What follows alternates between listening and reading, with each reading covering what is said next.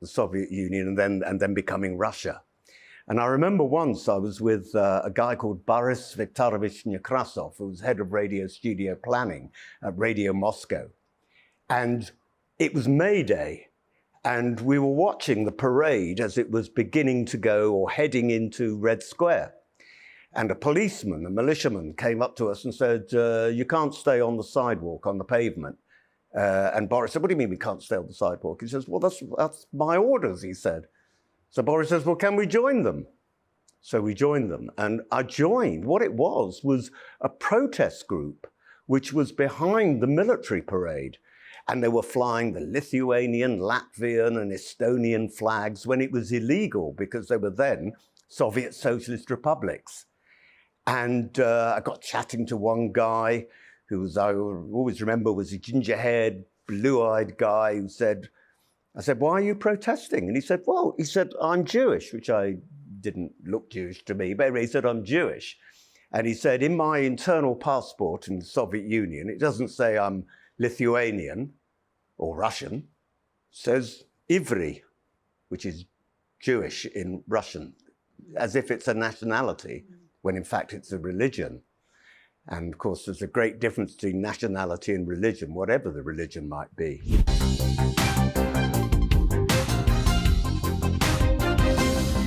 Now then, Lee Anderson here. Join me on GB News on my new show, The Real World, every Friday at 7 p.m, where real people get to meet those in power and hold them to account. Every week, we'll be hearing your views from up and down the country in the real world. Join me at 7 on GB News, Britain's news channel. Every Sunday from 11, join Michael Portillo. There will be topical discussion, looking at the week before and the week to come. So kick back and relax at 11 a.m. on Sundays on GB News with me, Michael Portillo. GB News, the People's Channel, Britain's news channel. Join us every night on GB News at 11 p.m. for Headliners, which is 3 top comedians going through the next day's news stories, which is exactly what you need, because when the establishment has gone crazy, you need some craziness to make sense of it. So join us 11 p.m. every night on GB News, the People's Channel, Britain's news channel. On my panel tonight is The Spectator's James Heal. We've got Spikes Online's Tom Slater and Apprentice finalist Joanna Jarju. Oh, and surely this can't be real. Hello, I'm Admiral Rachel Levine. This Black History Month, I'm pleased to partner with OM8. Get ready, Britain. Here we go.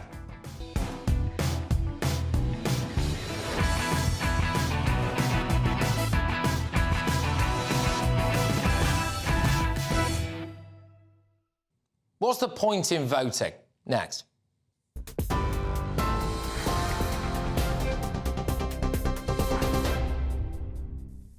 Good evening from the GB newsroom. It's just gone 9 o'clock. The latest developments in our top story today. Protesters have now gathered in London calling for Vladimir Putin to be held accountable for the death of jailed opposition leader Alexei Navalny.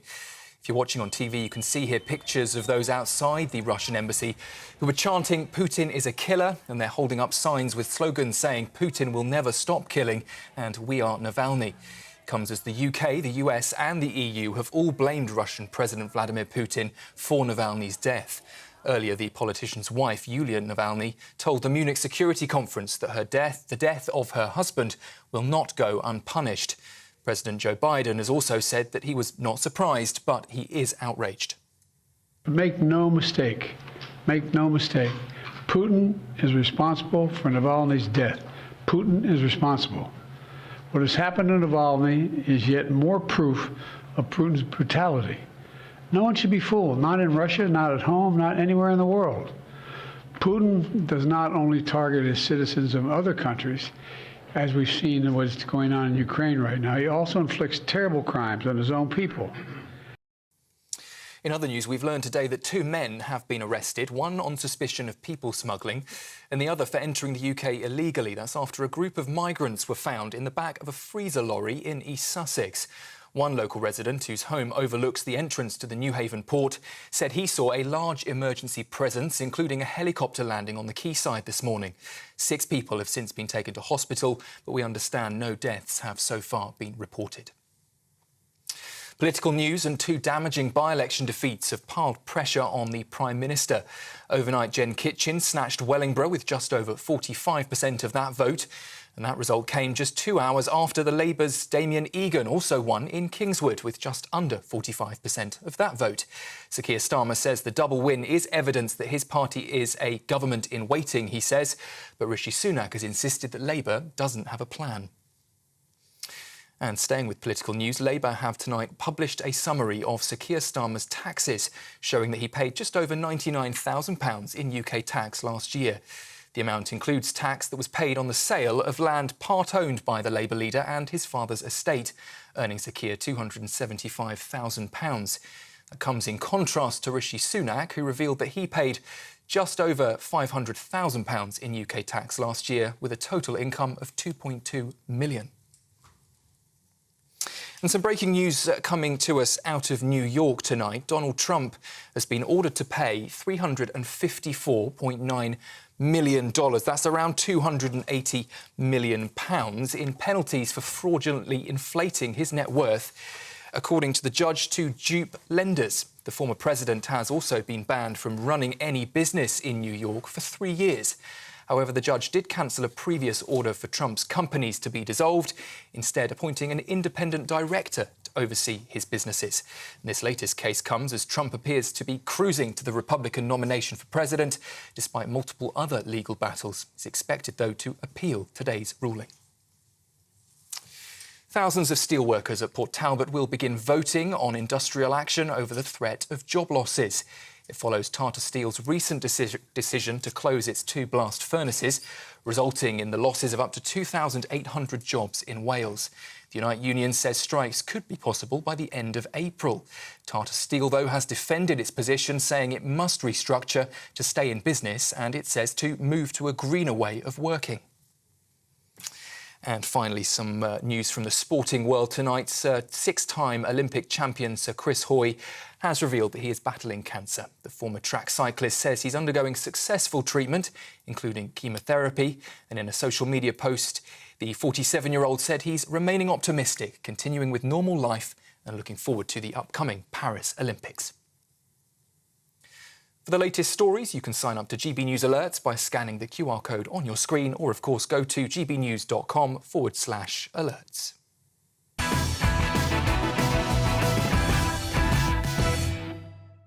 One thing is crystal clear. The biggest lesson from the by-elections yesterday is that people think our politicians are useless. The turnout was shocking. 37.1%, 63% of people decided that they on their hands at home instead in Kingswood.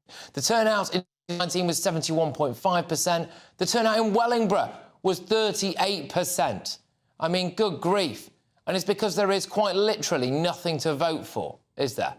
We have a legal migrant crisis, an illegal migrant crisis, a housing shortage, record NHS waiting list. This country needs serious open heart surgery. It needs somebody brave with a radical vision. Rishi Sunak decided that he wanted to ban smoking and increase the number of A-levels. If he hasn't got the minerals to get to grips with all of the problems facing this country, then if he really did love Britain, he would stand aside for somebody who does.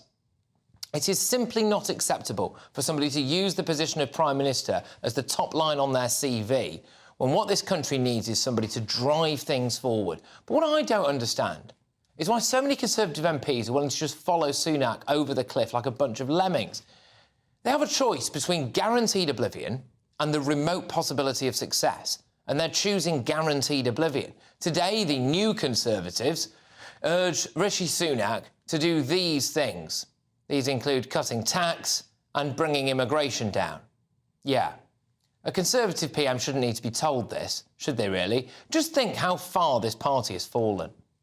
What would Margaret Thatcher say about today's Conservative Party? I think she'd say it wasn't Conservative.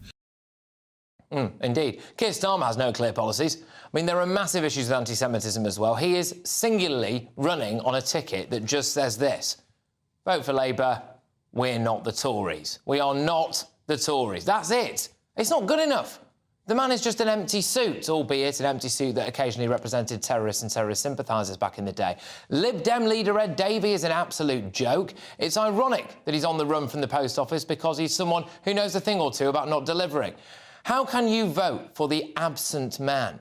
Reform did pretty well last night. They matched their polling, didn't they? But the fact is, Nigel Farage is just showing us all a little bit of leg.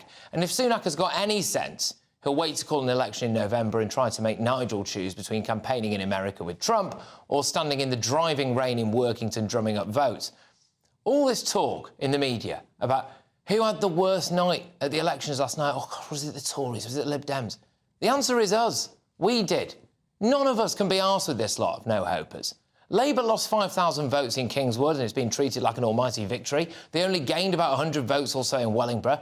This country has more to contend with than at any stage since World War II. And most people feel as though they don't really want to vote anymore. And that is a problem. It's so ridiculous that it's almost beyond parody. And I say almost, because I'm joined now by Nick the Flying Brick, who was the candidate for the Monster Raving Loony Party, who secured 217 votes in Wellingborough last night, which is a quarter of what the Lib Dems got in Kingswood. Nick, I've got your manifesto here.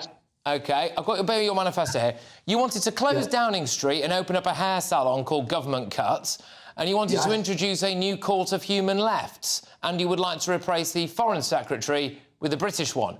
I mean, I'm amazed you didn't win. Well, we feel we have one. We feel we have one, Patrick. And thank you again for inviting me onto your show. It's a great show, Patrick, and I really appreciate being here. But the Loony Party, we are truly the brave ones, Patrick. We feel we can take the next by-election. We're looking forward to Rochdale now. We think Rochdale it's a loony heartland. What are you going to be running on in Rochdale when it comes to your manifesto? Have you got any other gems for us? Oh, I think you've come out with a lot of great stuff there, and of course I am a single issue politician, as you well know. I just believe in abolishing gravity. If you wanted to hear the policies that were up in Rochdale, you should have really got Raving Rodent on. Who's a new candidate for us, but we're very confident in success with him, and we think that he's going to have George Galloway running for the hills. Yeah, I'm sure he will. Can I just ask, Nick, what was the reaction like when you went door to door drumming up votes? Well, people are very pleased to see us. I got invited in for the occasional cup of tea, and they often mistake me for the Liberal Democrats. I'm not surprised. Well, look, on a slightly more serious note, if that's possible, you actually did get, I think, 217 votes. I watched it live. The cheer went up. It was fantastic. If you'd have been standing in Kingswood, you would have got a quarter of the votes of the Liberal Democrats, which I think is absolutely brilliant. So, you know, you must actually genuinely be quite happy. We are very happy with it. With the way the world is now, we feel that we are the only true path forwards. And you're talking about lemmings earlier. Well, we're prepared to take that position.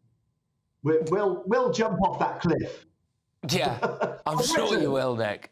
I'm sure you will. Well, look, Nick, short and sweet, but thank you very much, and it is great to see you, and genuinely well done last night as well, because I do think that you guys are a real gem in our British political system. I rattled off a load of stuff there about all the negatives and all this horror show that we're dealing with now, and it is a pleasure to see you, mate. So you take care, all right? That's Nick the Flying Brick, and good luck to him. But look, back into reality now, OK? Let's get the thoughts of my panel. And tonight, I am joined by the political correspondent at The Spectator, James Heal. I have also got entrepreneur and apprentice finalist Joanna Jarju, and editor of Spiked, it's Tom Slater. Tom, I'll start with you. I've got to ask, how would you have voted if you were in one of these by-elections?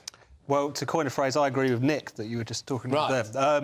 It easily stands out amongst the other candidates there.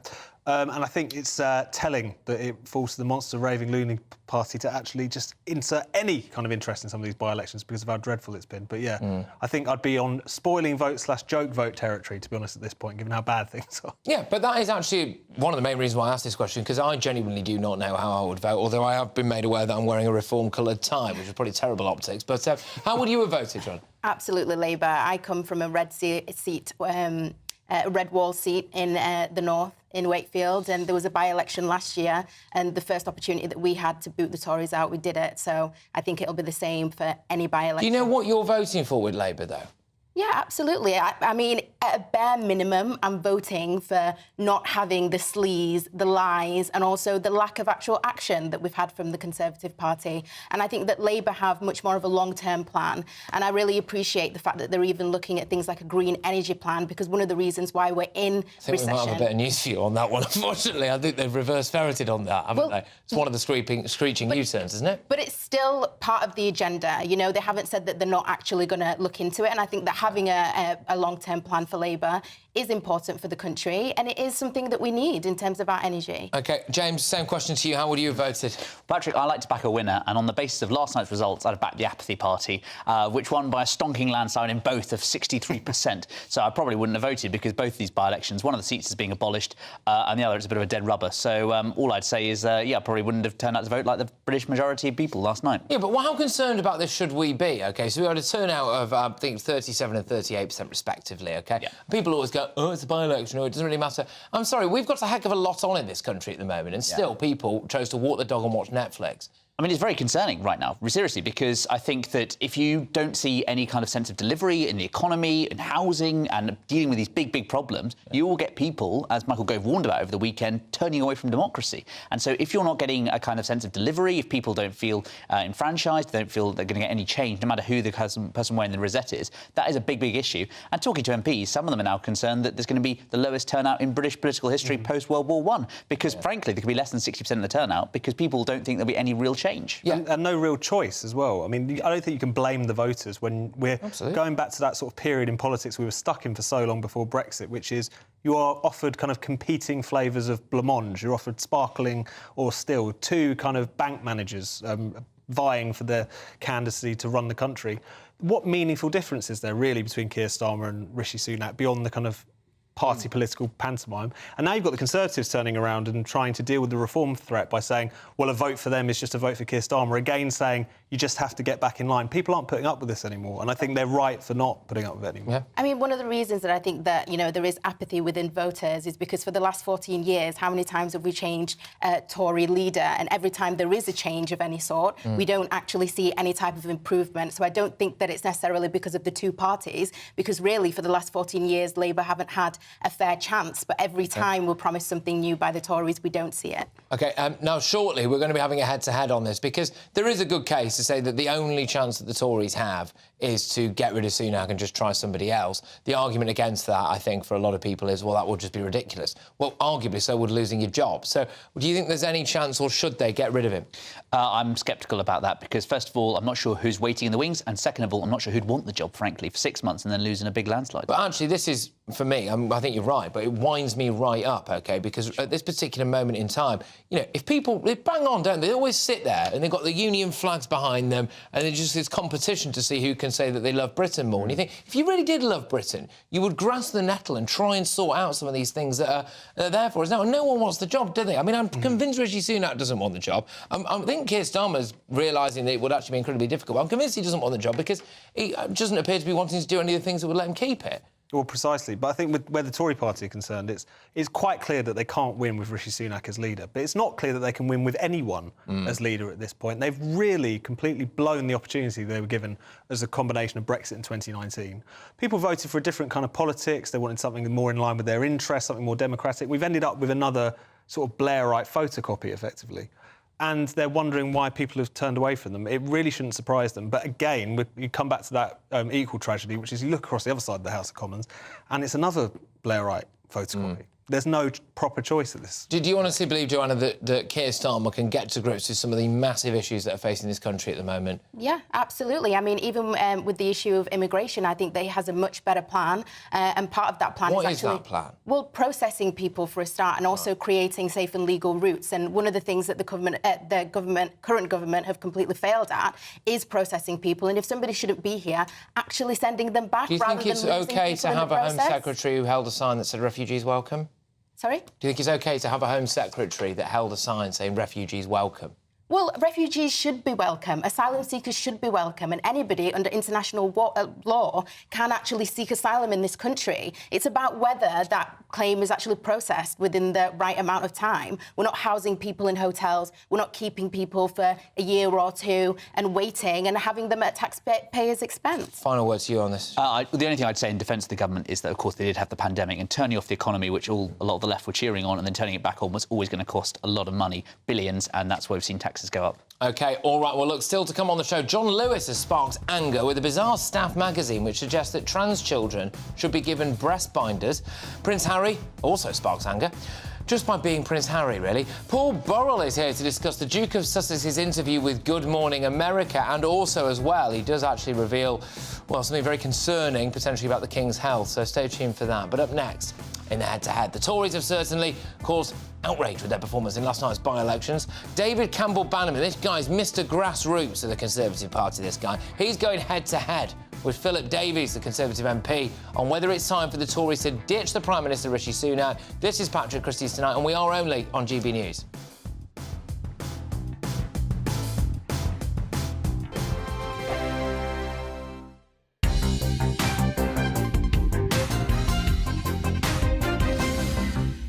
Well, I was brought up in a Christian home, and that was a big part of my upbringing, really. And particularly, I suppose, very much a focus on character and values and virtues. So I was quite a high achiever at school. I did really well in lots of things. You know, I was one of those lucky people who just enjoyed school, and it really suited me. But what my parents really emphasised was character, how we treated each other, you know, whether we said sorry and forgave each other when we fall out, as all families do, honesty, integrity, those kind of things. And I suppose that's what I've carried with me. I think, you know, those things are so important in our, not just our personal lives, but in our national life as well. The virtues, the characters, it sounds really old-fashioned, but actually, if we treat each other properly, then everything else follows from that. So, yeah, faith and the teachings that come out of it have played a big part in my life. And how do you practice your faith? Are you a churchgoer? Is it daily prayer? Yeah, all of the above. I mean, I'm churchgoer, read the Bible, you know, all those kind of things that people would see as religious. But for me, it's much more alive than that. I suppose as a Christian, I think, yes, it's about reading the Bible, knowing about my faith, understanding theology and things like that. But it's more about a sense of purpose and having a living relationship with Jesus and, you know, just following that day by day. And I think it gives me a real strength because as politicians, as you know, we come under a lot of attack, and frequently we make decisions where we're not actually 100% sure. You know, we weigh things up, but is this the right way to vote? And I think having that security of knowing that I believe in something bigger and something higher is really, really important, and actually helps cope with the day-to-day ups and downs of political life. What are the biggest ups of political life? No 2 days are the same. The things that you learn about and become involved in are just amazing, and the influence.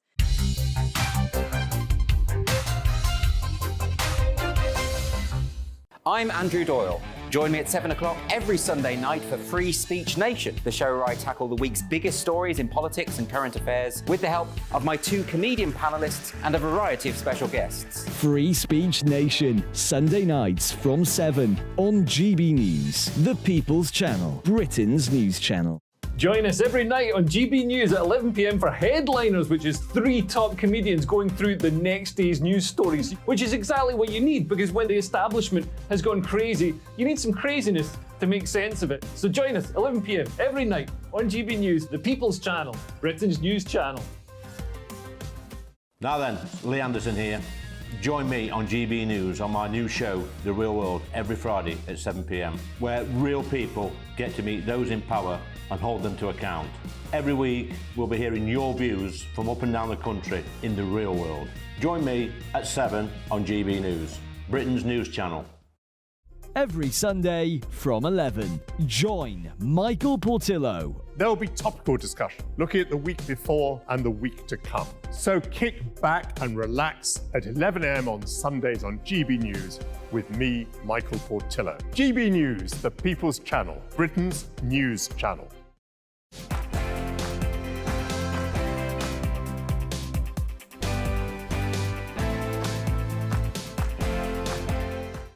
By-elections were, of course, particularly challenging. Now, I think if you look at the results, very low turnout, and it shows that we've got work to do. The most challenging thing about the circumstances is that it's not a mid-term by-election, is it? It's election year. But with the Tories now hemorrhaging voters to both Labour and Reform, tonight I am asking, should the Tories ditch Rishi Sunak? Let me know your thoughts. Email me, gbviews@gbnews.com, tweet me at gbnews, and we do have a poll up and running, so make sure you take part in that. The results will follow very, very shortly. But I am joined tonight for this epic head-to-head and battle royale by Conservative MP Philip Davies. I've also got David Campbell-Bannerman, Mr Grassroots of the Tory party. Look, David, I'll start with you. OK, do you think that the Tories should ditch Rishi and at least try for the old Hail Mary? Well, I do, Patrick. I do think it's time for a change. I regret we have to do this, but we've just had the 6th by-election loss, and what's happening is Conservative voters aren't coming out. You know, over 20,000 of them are you know, not voting in each one of these 6 by-elections. So I'm afraid it's time for a change. We can do it in a week. And it can be changed in a week. You know, you can consult the members in that time. And I think, you know, Rishi is not happy in the job. It's quite clear. I hear from Downing Street that they've given up. And Indale today was saying that they're not even campaigning now. So I think it really is desperate. We must do this for the good of the country and the party, our own party. Otherwise, we get 10 years of Labour. Philip, I'll throw it over to you. I mean, if you've got a choice between certain death and clinging on, why are you choosing Dignitas? Well, look, I don't accept that, to be perfectly honest. Look, of course, the day's got a Y at the end of it, so of course David's calling for Rishi Sunak to go. He does that every day of the week, of every day of the year. So it's no great shock that he's sort of come up again to say the same thing. I mean, look, basically, David is a fanatic of Boris Johnson. He's so fanatical about Boris Johnson, he was chairman of the Freedom Association and supported the lockdowns. That's how, just let that sink in for a couple of minutes, but that's how fanatical he is about Boris. And of course, David's obsessed. David's obsessed. Go on, let Philip finish and I'll go back to you, David. Go on, Phil.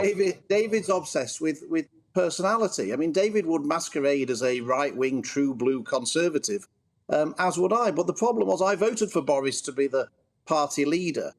And the problem was he was too left-wing for my taste, as it turned out. That's the problem. And the problems that Rishi Sunak's dealing with, just to give you a couple of examples, Patrick, Rishi inherited huge net migration figures from Boris. Boris was, of course, very liberal on immigration. He was when he was mayor of London. Rishi inherited that. So he's now changed. Rishi has come along, changed the immigration rules to stop dependents being able to come in, to increase the amount that people have to earn before they can come into the country, to tackle universities who are selling immigration rather than education, to reduce the level of immigration into the country. He's delivering a more conservative agenda. Net zero. Boris was a net zero fanatic. Right. Rishi Sunak has actually delayed the vote to the route to net zero. So my point is, Patrick, is that Rishi's actually take the personalities out of it. On every possible policy area, Rishi is delivering a more conservative agenda than Boris ever did. Look, David, is that true? And, you know, the fact is that even if he is doing that, he's not winning you by-elections, is he? No, look, I'm not a fanatic about Boris, as Philip rather jovially put it. I mean, I think you were going to support Jeremy Hunt, but your Nesta was going to become Deputy Prime Minister, Philip. Maybe that's the motivation. But look, it's not about Boris. Boris actually now, if he was an MP, they'll be queuing up outside his office to get him back. We've had a huge surge of people sending messages to bring back. Oh. All right. We've got an issue. We've just got a slight issue with your connection, David, and so we'll get that sorted. We'll get that sorted. Phil, I am going to put the same question to you though, which is, you know, he is losing by-elections. OK, he is, and you know he can't keep going around saying, "Oh, it's the midterms and stuff." It's election year. I mean, this guy clearly is not popular. The people are not. Whether or not you're actually really losing a load of votes to Labour or to Reform. I think what we can't deny is that traditional Tory voters are not actually going out and voting for him, are they? No, but this is not new, Patrick. This was happening in 2022 when Boris was Prime Minister. This is the same. North Shropshire we lost a 24,000 majority and lost it by 6,000. We did the same thing in Tiverton and Honiton. I'm sure David at the time was saying, oh, well, you know, it's just typical by-elections back then. But of course, when it's a different person he doesn't like, he has a different answer. But the point is that, look, we know why we're taking a kicking in these by-elections because over the last 4 or 5 years, we haven't been conservative enough. Now, Boris is not as conservative as people thought he was. Rishi is actually more conservative than people think he is. And if you actually look at the agenda that he's pursuing, cutting down on legal immigration, trying to tackle illegal immigration, pushing back the net zero. Can I just step in here though, Philip, because he has actually delayed and rode back on certain things like the salary cap and like student visas and dependents and all of that stuff. So, I mean, it's all very well and good saying he's taken measures, but I don't know whether or not David would presumably argue that actually he wasn't being completely honest with the public about that. Well, if he was doing so well, then the polls would reflect it. And, you know, this is disastrous. We're about 20% in the polls. We're looking at a cliff edge here. We're looking at maybe 160 MPs surviving. We're looking at maybe less than that. So I'm sorry, it's not working, and we need to look at it seriously. And I think MPs should set up to the mark and actually let's have a leadership challenge. And let's see what comes out of that, because if we get the right team in now, this game is all about getting back our own voters who are gone on strike. You know, as I say, 20,000 in each of these by-elections. They're the ones we need to concentrate on. Never mind Labour. It's actually our own voters, getting them back and away from Reform as well, who are now, you know, up to 13%, as we saw in one of these by-elections in Wellingborough. So that's the way to go. Look, Philip, Rishi Sunak might be a lovely guy. I'm sure he is. He does come across, you know, relatively nicely. I don't think anyone's really, you know, questioning him on that front particularly, right? But, you know, coming out with fags and A-levels, a Manchester Party conference speech when everyone wanted, come on, get to grips with the bloody country, get to grips with the economy, get to grips with NHS waiting lists, get to grips with illegal immigration, and actually do something about it and do something to tell me, oh, I'll do everything within my powers. Well, he's not, because he's not going to leave the ECHR, is he? I mean, he's just not got it, Philip, has he? Patrick, I couldn't disagree with you more, and it pains me to say that because you're such a great guy. But look, you say about leaving the European Convention of Human Rights. Read the Rwanda bill. Read the front page of the Rwanda bill. On the front page of the Rwanda bill, every bill has to say whether or not the government believes it's compatible with the European Convention of Human Rights. The front page of the Rwanda bill says that the Home Secretary has determined that this bill does not comply with the European Convention of Human Rights, but the government wishes to pursue it anyway. The government is actually not abiding by the European Convention of Human Rights to get the Rwanda bill through. And so if David stopped the circular firing squad attempt of politics, which doesn't work, and actually got behind the government, actually tried to focus on what the government's doing well, and turned our attention on Labour, it's Keir Starmer who's a threat to the country, not Rishi Sunak. We might get somewhere if we rode in behind each other rather than this ridiculous, pathetic thing every day of saying, let's get rid of the Prime Minister. Now, look, hey, David, final word for you on this. That's quite a good point, isn't it? Because there is a heck of a lot to go after Keir Starmer on, all right? I mean, he won't tell us what his policies are. When he does, he reverses it the next day anyway, all right? I mean, Ed Davey is currently missing. If anyone's seen Ed Davey, can you please contact someone? So, maybe you should be looking at those people. Of course, look, what we're trying to do is stop Starmer get there for 10 years. You know, that would be a complete nightmare. Philip and I agree on that. It's just how you do that. And I'm sorry, I think the Rwanda bill has problems and will hit legal obstacles pretty fast because they didn't accept the amendments.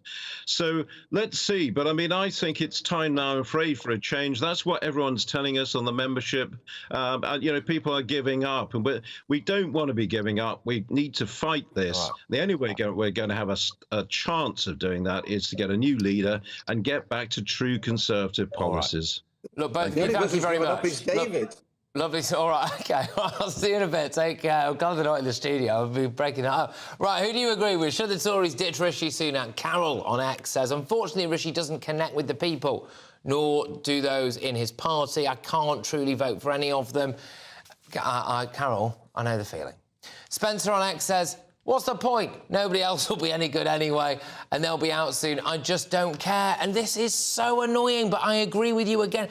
just don't care anymore, and we should care. We've got massive problems facing this country at the moment, and we, you, me, everyone we know are being massively let down by our political class. Eleanor says, no, not another Prime Minister change. All right, well, look, your verdict is in. 84% of you think that the Tories should ditch Rishi. 16% of you say that they shouldn't. Look, coming up, Prince Harry has been speaking to Good Morning America.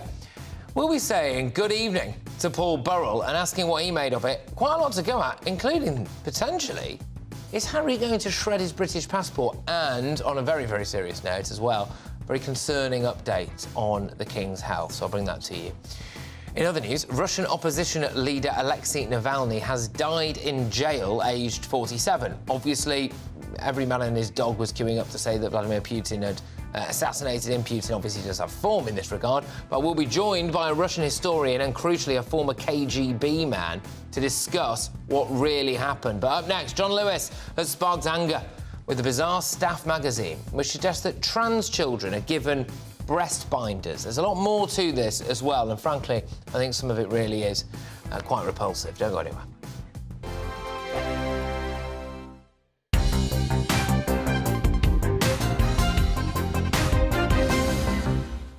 Kevin Brennan, your mum was a dinner lady, your dad was a steel worker, you ended up doing PPE at Oxford. That's quite a journey. How did you make it? Well, it was quite strange, actually, because I wasn't predicted to do that brilliantly at school when I did my A-levels. I went to a Catholic comprehensive school in Wales, and my dad actually got me a job in the summer down at the steelworks when the results came out, and it was my turn to go to the canteen and get some sandwiches, and I phoned up the school, and they said, you've got, 3 A's in your A-levels, and I was hoping for a B and 2 C's, I think, or something like that, to get into university. And I said, yeah, that's right, 3 A-levels, I'm doing 3 A-levels. I said, no, you've got 3 grade A's. So this actually happened. I went back to the gang. We were working out on site in the steelworks, and they said, how did you get on? And I said, well, they said I got 3 grade A's. And one of them said, you ought to go to Oxford. And that was the first time anybody had ever said that to me. And that's absolutely true. I was sort of, 18 years old. And I thought to myself, well, why shouldn't I? If I've done that, where I come from. So that's when I applied, after I'd left school, and got in. So it was, not the typical route, shall we say, for how it happens. And Oxford still, there's a lot of private school kids at Oxford, but when you went, it would have been pretty overwhelming. Yeah, the majority were from private schools, and so it was culturally, quite interesting. I did have, I think, temporary. They call it. There's a name for it these days. Imposter syndrome, I suppose they call it these days. But I did for a kind of a short while think, did they get it wrong, my results, or how did I get here and so on. But actually, I also had that thought, if I could get here, then I deserve to be here. I'm Andrew Doyle. Join me at 7 o'clock every Sunday night for Free Speech Nation, the show where I tackle the week's biggest stories in politics and current affairs with the help of my 2 comedian panellists and a variety of special guests. Free Speech Nation, Sunday nights from 7 on GB News, the People's Channel, Britain's news channel. Join us every night on GB News at 11 p.m. for Headliners, which is 3 top comedians going through the next day's news stories, which is exactly what you need, because when the establishment has gone crazy, you need some craziness to make sense of it. So join us 11 p.m. every night on GB News, the People's Channel, Britain's news channel. Now then, Lee Anderson here. Join me on GB News on my new show, The Real World, every Friday at 7 p.m, where real people get to meet those in power and hold them to account. Every week, we'll be hearing your views from up and down the country in the real world. Join me at 7 on GB News, Britain's news channel. Every Sunday from 11, join Michael Portillo. There'll be topical discussion, looking at the week before and the week to come. So kick back and relax at 11 a.m. on Sundays on GB News with me, Michael Portillo. GB News, the People's Channel, Britain's news channel.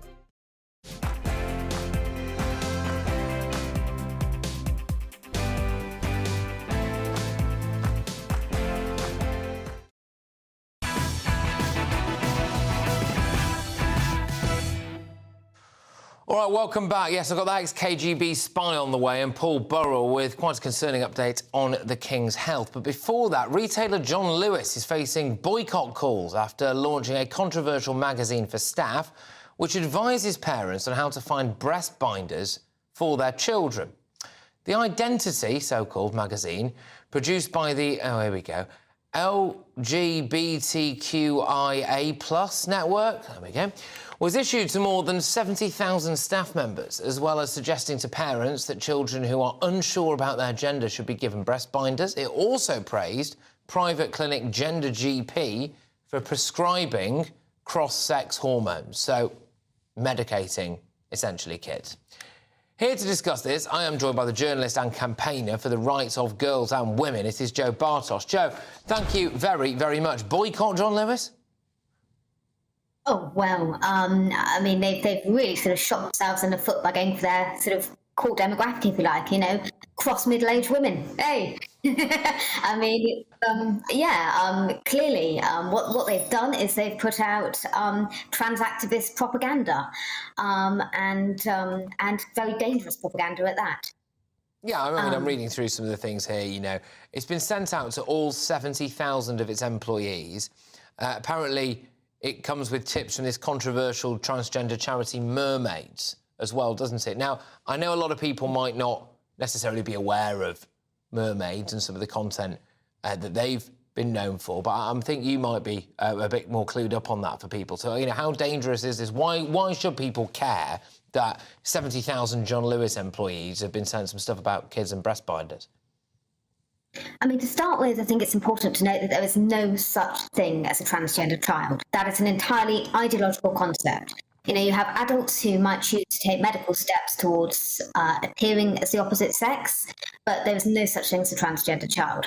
Now, Mermaids is currently under investigation by the Charity Commission because they were found to have made a number of safeguarding failings, including sending breast binders, that's like devices to flatten girls' growing breasts, behind parents' backs. They were sending them to children. And that was a report that the Telegraph discovered a while ago now.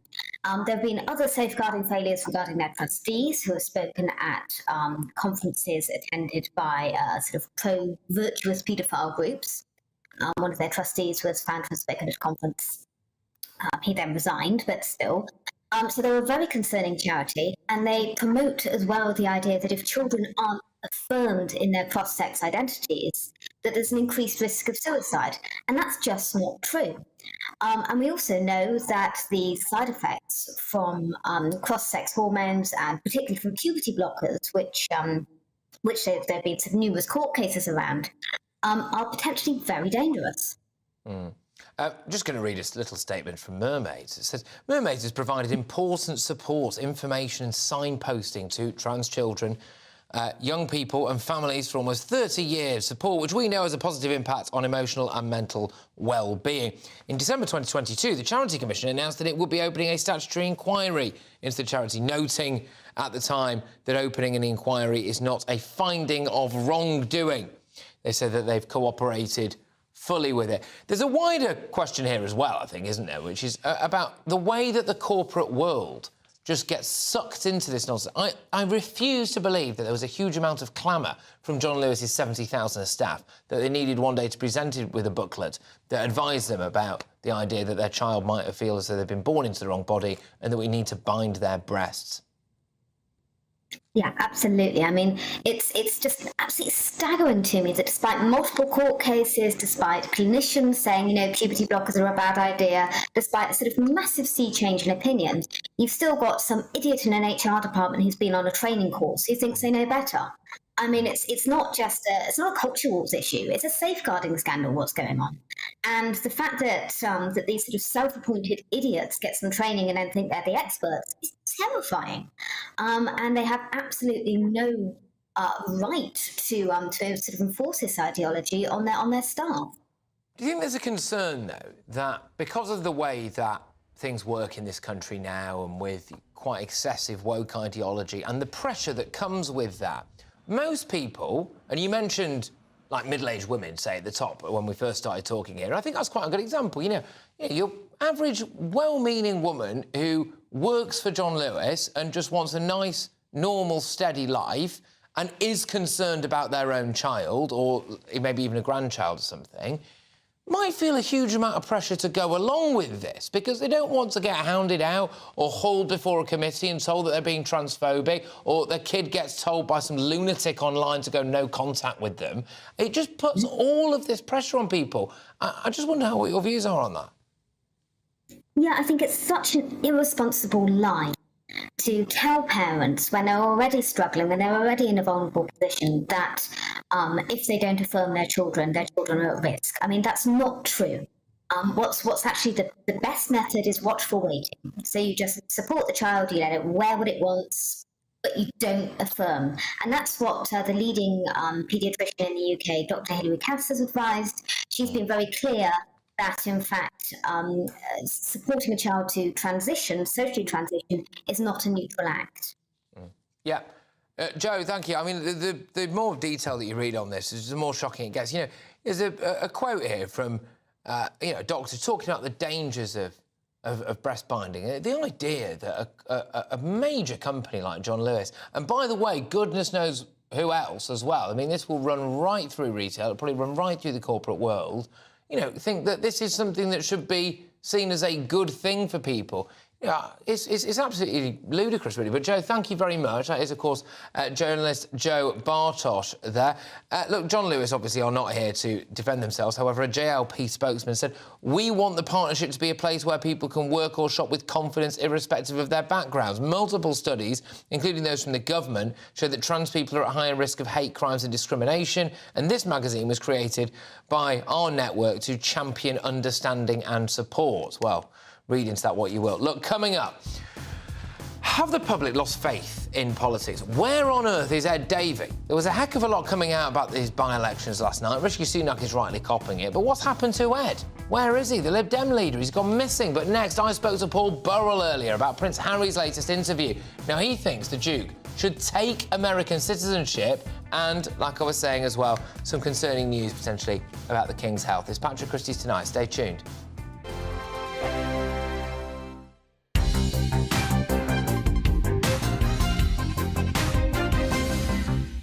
Well, I was brought up in a Christian home, and that was a big part of my upbringing, really. And particularly, I suppose, very much a focus on character and values and virtues. So I was quite a high achiever at school. I did really well in lots of things. I was one of those lucky people who just enjoyed school, and it really suited me. But what my parents really emphasised was character, how we treated each other, whether we said sorry and forgave each other when we fall out, as all families do, honesty, integrity, those kind of things. And I suppose that's what I've carried with me. I think those things are so important in not just our personal lives, but in our national life as well. The virtues, the characters. It sounds really old-fashioned, but actually, if we treat each other properly, then everything else follows from that. So, yeah, faith and the teachings that come out of it have played a big part in my life. And how do you practice your faith? Are you a churchgoer? Is it daily prayer? Yeah, all of the above. I mean, I'm churchgoer, read the Bible, all those kind of things that people would see as religious. But for me, it's much more alive than that. I suppose as a Christian, I think, yes, it's about reading the Bible, knowing about my faith, understanding theology and things like that. But it's more about a sense of purpose and having a living relationship with Jesus and, just following that day by day. And I think it gives me a real strength because as politicians, as you know, we come under a lot of attack, and frequently we make decisions where we're not actually 100% sure. We weigh things up, but is this the right way to vote? And I think having that security of knowing that I believe in something bigger and something higher is really, really important, and actually helps cope with the day-to-day ups and downs of political life. What are the biggest ups of political life? No 2 days are the same. The things that you learn about and become involved in are just amazing, and the influence.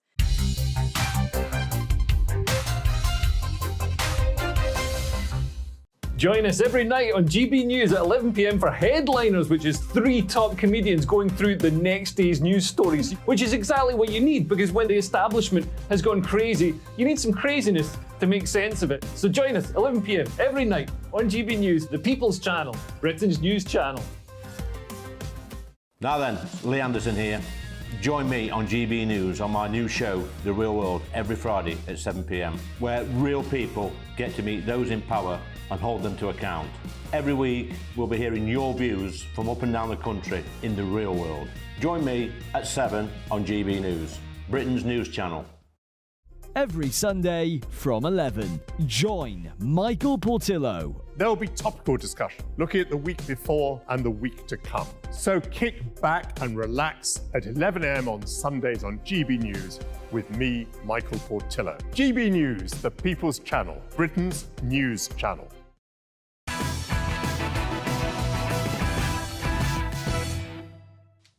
Friend of the show, Prince Harry, has been back in the news today, speaking for the first time in public about his father, the King's cancer diagnosis. Well, he told ABC's Good Morning America that the sad news may help to reunify the royals, while also mentioning that he'd considered becoming a US citizen in the past, although it was not his top priority right now.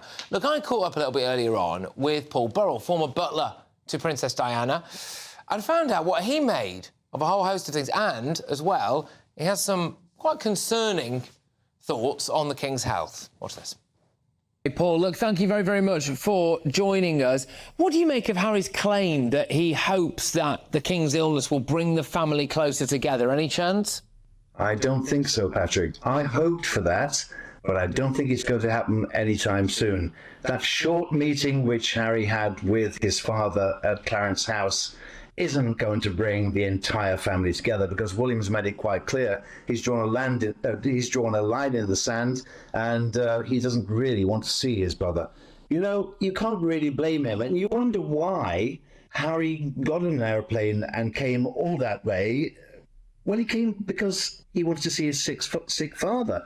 But did he come for himself, his father, or his media profile? And I think it was a little bit of everything. And I'm a little bit cynical about Harry these days, because he is a tricky character. Well, I mean, he quite possibly has now spent longer talking to the American press about the situation than he actually spent talking to his own father, hasn't he? Yeah, during our meeting at Clarence House, I think, knowing the King, knowing him very well, he would have made it quite clear to Harry that he does not want his condition to be made public. He does not want the American public to know what is exactly wrong with him. And Harry heard that loud and clear, because he went back to America with his tail between his legs, didn't he? He did, yes. And obviously, he's decided now not to reveal that on American press. That was the fear this morning, I think, when we first realised he was going to be doing that. I think he was. You think he was going to? Yeah. Yes, I think he probably was thinking about it, because it would be a great asset for him, wouldn't it, to suddenly claim, oh, the King has this, he has that. But he knew in the back of his head that he shouldn't say anything. Patrick, this all harks back to me to the meeting which Harry had with the Queen and Prince Philip at Sandringham, when he said to his grandmother, our dear late Queen, that he wouldn't use the royal titles for commercial gain, and that the Queen said to him, Harry, you can't, and you can't have 1 foot in the camp and 1 foot outside. Harry has forgotten that meeting, he's forgotten those words, and he's just gone off on a tangent. And he's doing exactly what his grandmother didn't want him to do.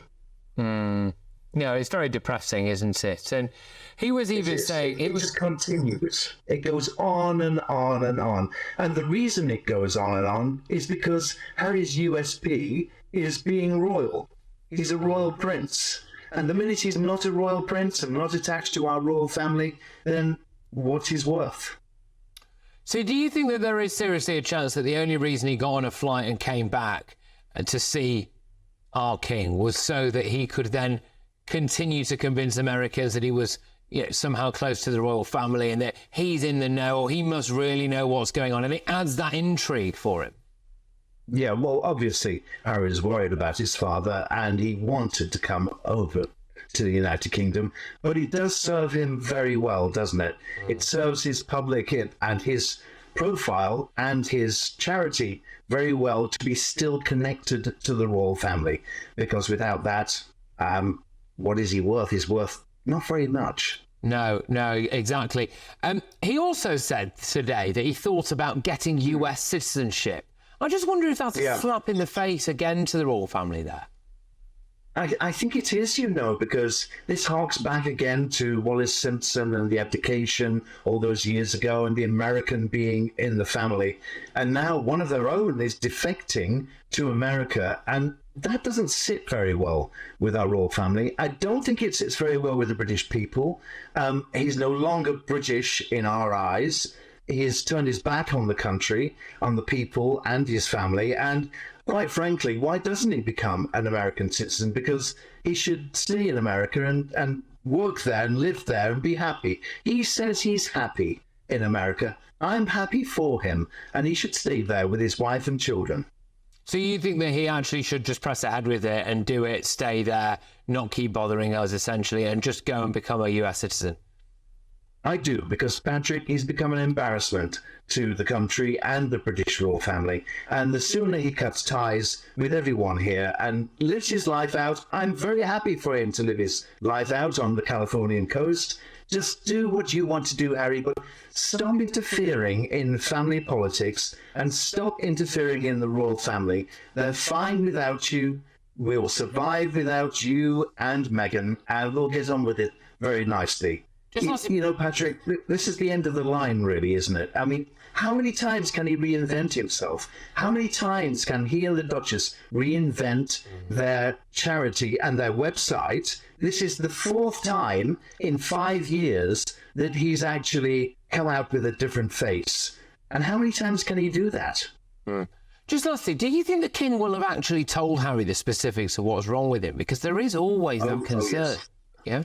I would think the King has told Harry, and he's told him in no uncertain terms, you must not repeat this to anyone. And if this leaks out in the United States, the shutters will come down once and for all.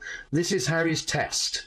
Really, he's been back to Britain, he's seen his father, and he knows what's wrong with him. And if it leaks out from the Sussex camp, that's the end of the game.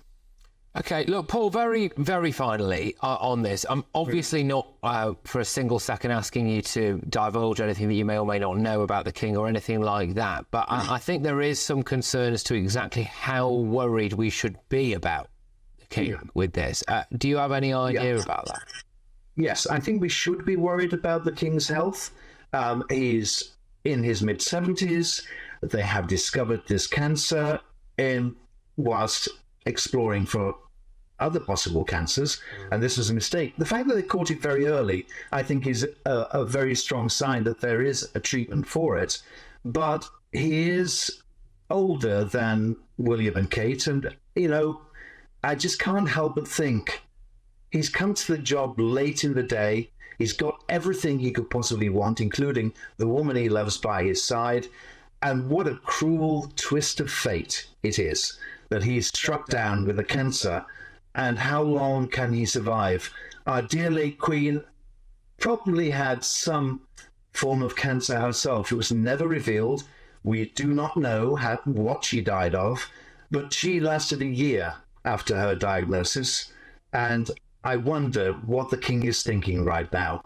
He's thinking to live life to the full and to do what he can, because the time clock is ticking. All right, Paul, thank you very, very much. As ever, that is Paul Burrell there. We will chat again soon. Take care. Look after yourself. Well, it's very concerning stuff. Paul Burrell there, who's, of course, Diana's former butler.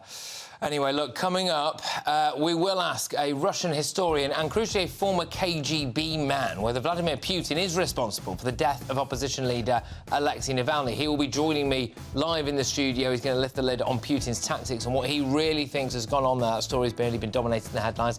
We'll also be looking at all of the front pages at 10:30, so I'll have the newspaper front pages before anyone else in my press pack with my fantastic panel. But yes, next, look, more on these by-elections. Now, Labour may have won, but we are all the losers, all right? I'm giving out prizes to anyone who has spotted Liberal Democrat leader Ed Davey. Seriously, contact us. We are getting very worried about Ed Davey, all right? If you've seen Ed, whatever you've done, mate, it's fine. Just come home. Patrick Christys tonight. I'll see you in a sec. That warm feeling inside from Boxed Boilers, sponsors of weather on GB News. Hello, very good evening to you. I'm Alex Berkill here with your latest GB News weather forecast. The weekend's likely to start mostly dry, however, that's not going to last long as there is a weather system waiting out to the west of the UK, and it's this that's going to bring some heavy persistent rain later on Saturday. But for the time being, we are still under the ridge of high pressure that brought a quieter day for many today.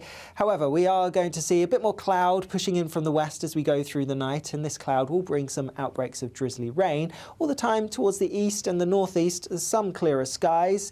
It may turn a little fresher than some recent nights, perhaps dropping to low single figures across parts of Scotland, but many a mild start to the day tomorrow. The best chance of any sunshine tomorrow will be across the east and the northeast early on. Otherwise, it is going to turn pretty cloudy for many of us. That cloud bringing a few spots of drizzly rain before more persistent heavy rain pushes in from the west due to that system I pointed out earlier. Temperatures, though, will stay on the mild side, not quite as high as they were earlier on in the week, but nonetheless several degrees above average for the time of year. That heavy rain in the west then feeds its way across the whole of the UK as we go through Saturday night and into Sunday. A bit of uncertainty as to how quickly it pushes through, but it could bring some impactful weather, especially across England and Wales. As we go into next week, and whilst after a mostly dry day on Sunday, I think we can expect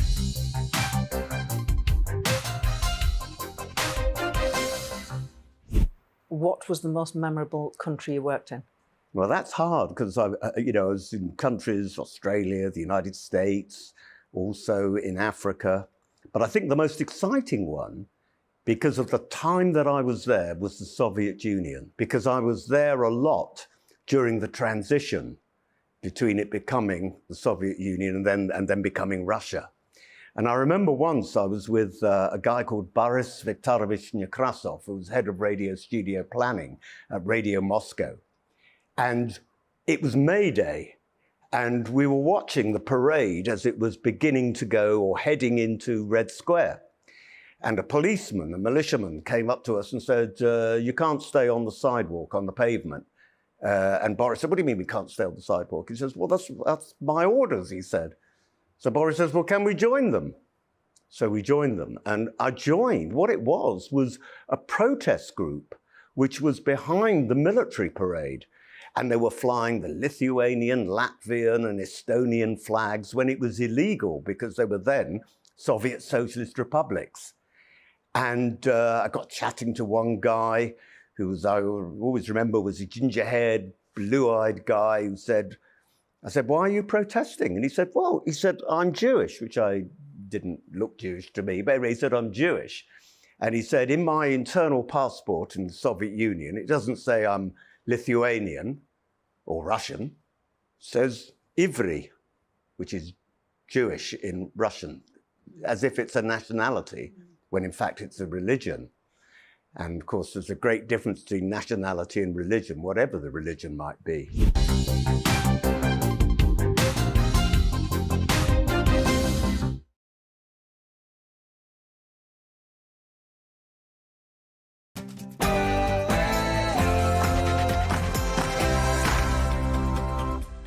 It's 10 p.m. I'm Patrick Christys. Tonight, midterm by-elections are always difficult for incumbent governments. What Tory MPs are about to defect to reform. Also, we are being gaslit. Understandably, we're very pleased with those results. These were huge swings to Labour. Well, Labour lost and won all at the same time. Plus, I don't know whether I should believe the news, this horrible news, or which... An ex-KGB spy reveals whether or not Putin killed Navalny, and... The Muslim Council of Britain is a vibrant coalition of groups and associations dedicated to seeking the common good. Has Britain been infiltrated? I've got all of tomorrow's newspaper front pages tonight with The Spectator's James Heal, Spike's Tom Slater, and Apprentice finalist and entrepreneur Joanna Jarju. And you will not believe this. Hello, I'm Admiral Rachel Levine. This Black History Month, I'm pleased to partner with OMA. Yeah, more on that later. Get ready, Britain. Here we go.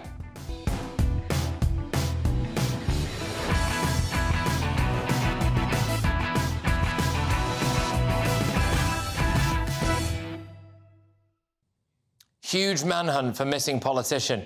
That's coming up next.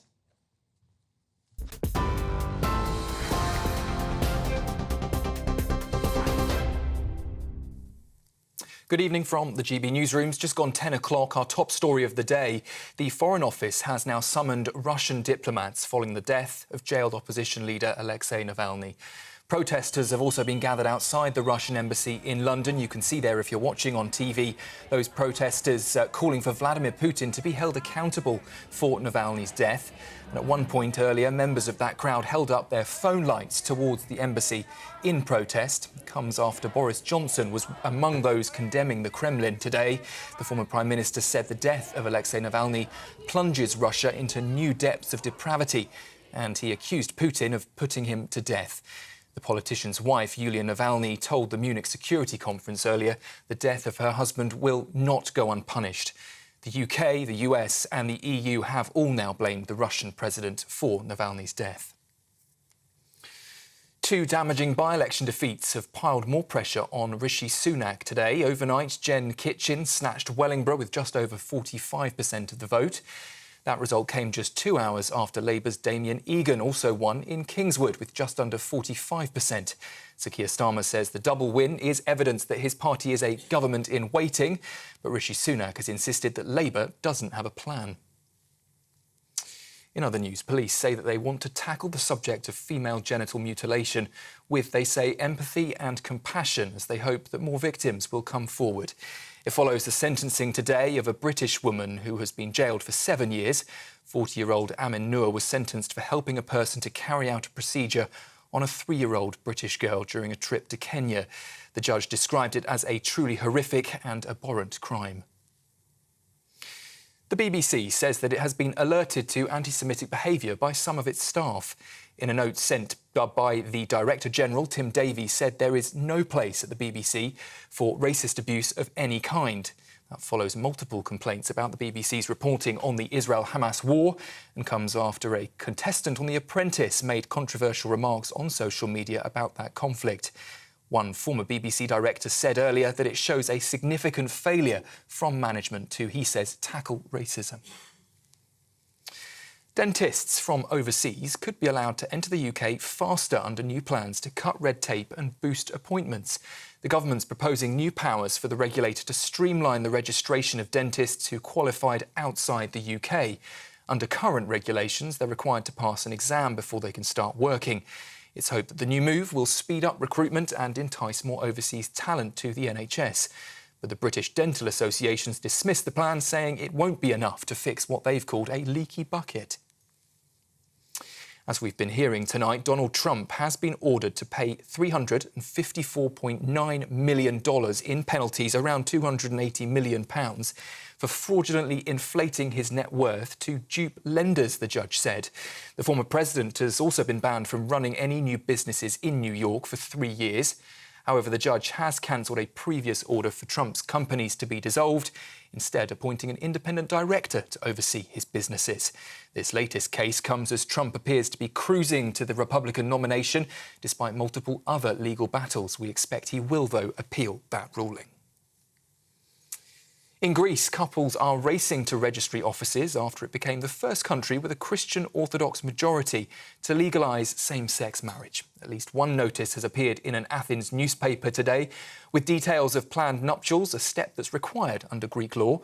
The historic decision was met with praise from LGBT campaigners, and the Greek Prime Minister has also called it a milestone for human rights that reflects today's Greece.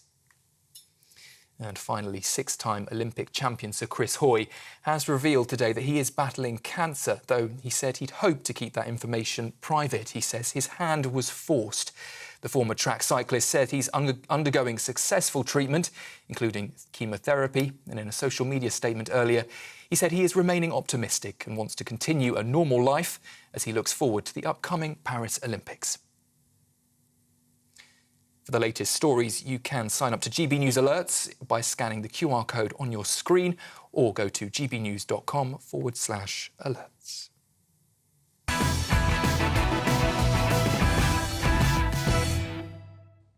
The real loser in last night's by-elections is the British public. People were asked to choose between a party that has lied to them for years, a party that refuses to tell them what their policies are, a party led by a bloke who is currently missing, and a party that is promising to do a load of stuff that the civil service and left-wing media will absolutely hammer them for. And what did most people do? Well, they stayed at home, didn't they? The turnout in Kingswood was 37.1%, so 63% of people decided they would sit on their hands at home. The turnout in 2019 was 71.5%, by the way. In 2019, Labour actually got 5,000 more votes than they did last night there and lost the seat. This is not Tony Blair in 1997, everybody. Calm down. The turnout in Wellingborough was 38%, so 62% of people decided they'd rather walk their dog and watch Netflix than exercise their democratic right. The turnout in 2019, if anyone cares, was 64%. There is nowhere near enough pressure on Lib Dem leader Ed Davey. Where is Ed? Has anyone seen him? If you've seen Ed Davey, can you call the missing persons hotline, please? He was last seen running away from a post office. Ed, whatever you've done, just come home. People love you. Well, I mean, not the voters, obviously. Last night, the Liberal Democrats lost their deposit in both seats. They got 861 votes in Kingswood.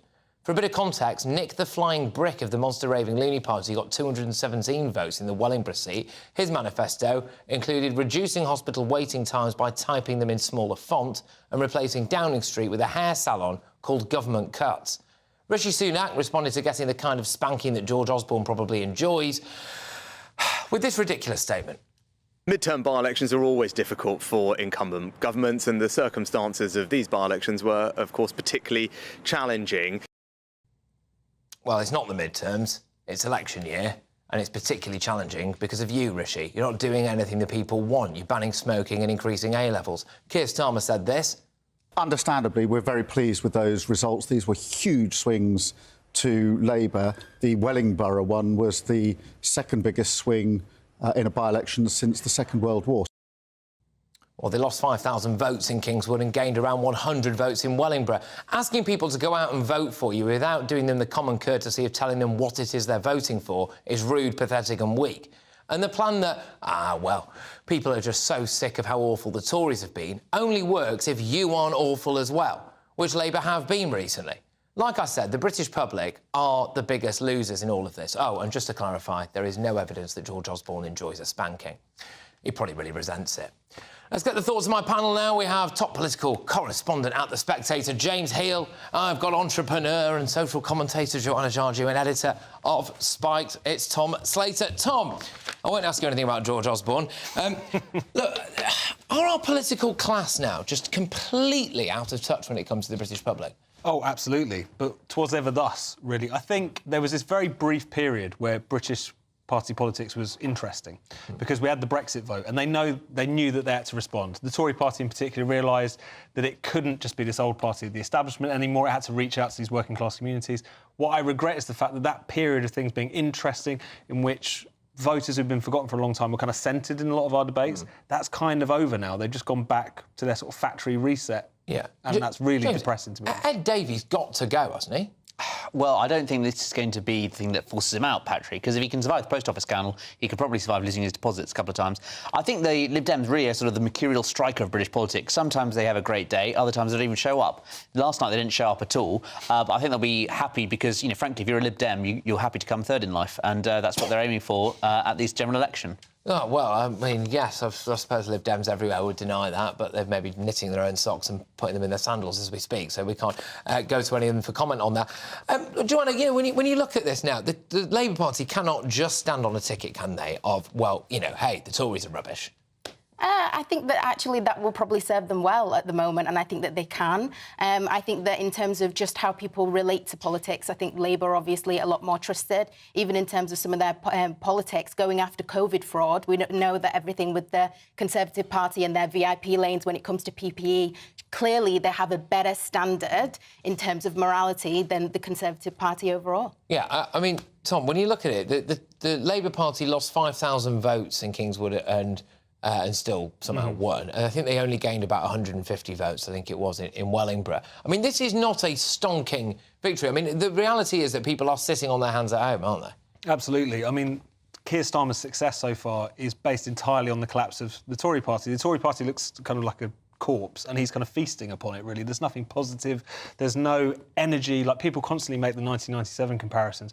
It's fundamentally different to that. I mean, I have all kinds of problems with New Labour, incidentally, but it's still the fact that at least there you had a kind of sense of this being a change. It was something that the country was waiting for. People were energised by it. You actually had a showman in the form of Tony Blair, whereas Keir Starmer is not a man who oozes charisma, if we're honest about it. So it's a fundamentally different proposition, and also that's why I think the election's going to be incredibly negative, because people will probably deliver a Labour government, but it won't be out of any enthusiasm, out of any desire for change. It'll just be, we're fed up with this. And then Keir Starmer's going to have to actually deal with the problems that are facing Britain, which he's not had to do. I mean, you did mention COVID, and I shudder to think what would have happened if Jeremy Corbyn, whoever was in charge. No, but let's be real. Some of the problems that Keir Starmer actually has to deal with now have been created by this Tory government over the last 14 years. Well, just look at the economy. I think, we've talked about U-turns before. The reasons for some of these U-turns is because of the state of the economy that the Conservatives have left us in. So I think that it's going to be very hard, obviously, for Keir Starmer to be that ambitious. Obviously, he wants to be,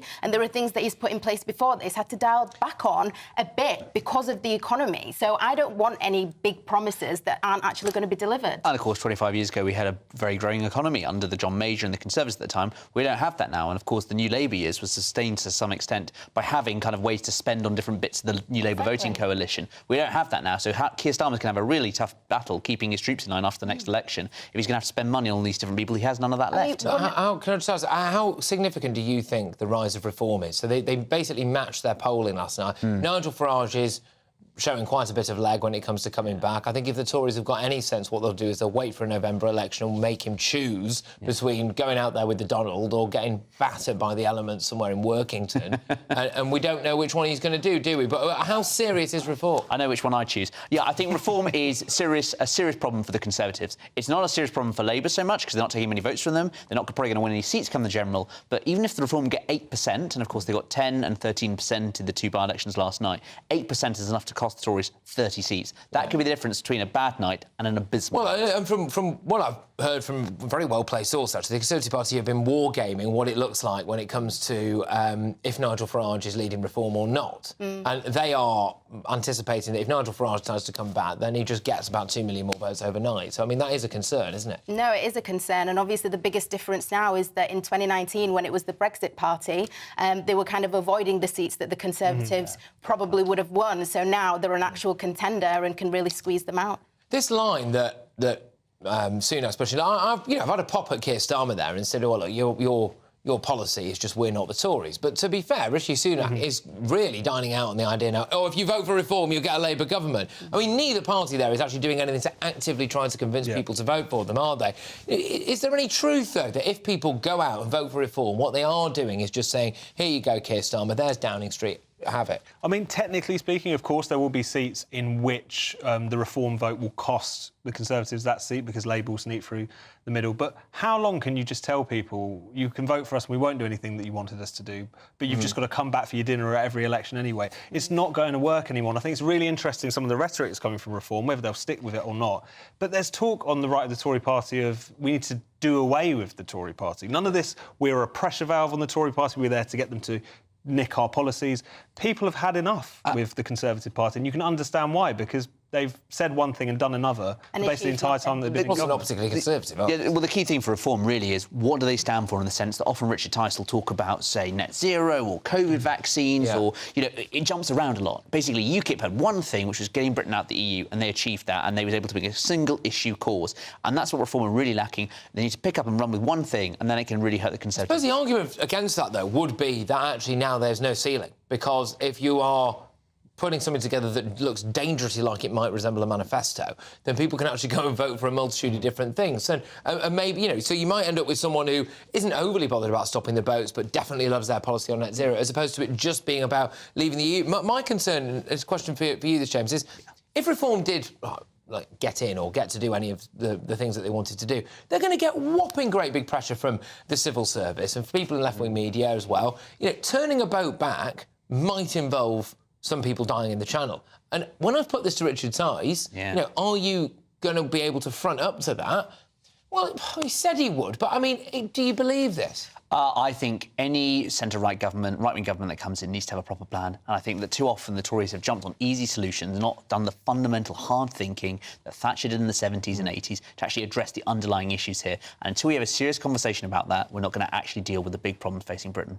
OK. I think especially when it comes to migrants, if you were to look at a reforms plan on a granular level, you would probably find that a lot of it is fantasy, and they should probably take example of what the Conservative government have been through recently in terms of just the battles with the courts. So it's very they'd easy ignore to have it, this is what I'm headline saying. No, that's not quite true actually. But what they are saying that there's a certain bit of maritime law that would allow them to do it, and also they would just have the balls to do everything that they could do. I mean, Key thing is they say. Quite like the idea of There's having a lot of things that politicians say, but when you actually get into the nitty-gritty, can they pull it? Would you ever vote for Farage? I've voted for the Brexit Party previously, but Reform are a bit of an unknown quantity at this point. Where they're going to fall and how they're going to, what policies they're going to present, I'll wait. I'll have a drink with Nigel, but I say this is that you're not going to get a party of 650 Nigels. You're going to get, if you look at Reform, if you look at Brexit Party, you look at UKIP, there's always a lot of different characters, and not everyone, for better or worse, is like Nigel Farage. OK, all right. Well, look, lively start. The average cost of funerals has skyrocketed. But what ingenious hack have families been using to save money? I mean, seriously, someone told me about this earlier today and I couldn't believe it. We'll tell you my press pack. That's coming up very soon. But next, after the jailed Russian opposition leader Alexei Navalny was found dead in prison earlier today, his wife has called on the world to unite against Putin. And so far, a lot of the world has, actually. But I am going to be joined in this studio by former KGB spy Alexander Vasilyev. That's next.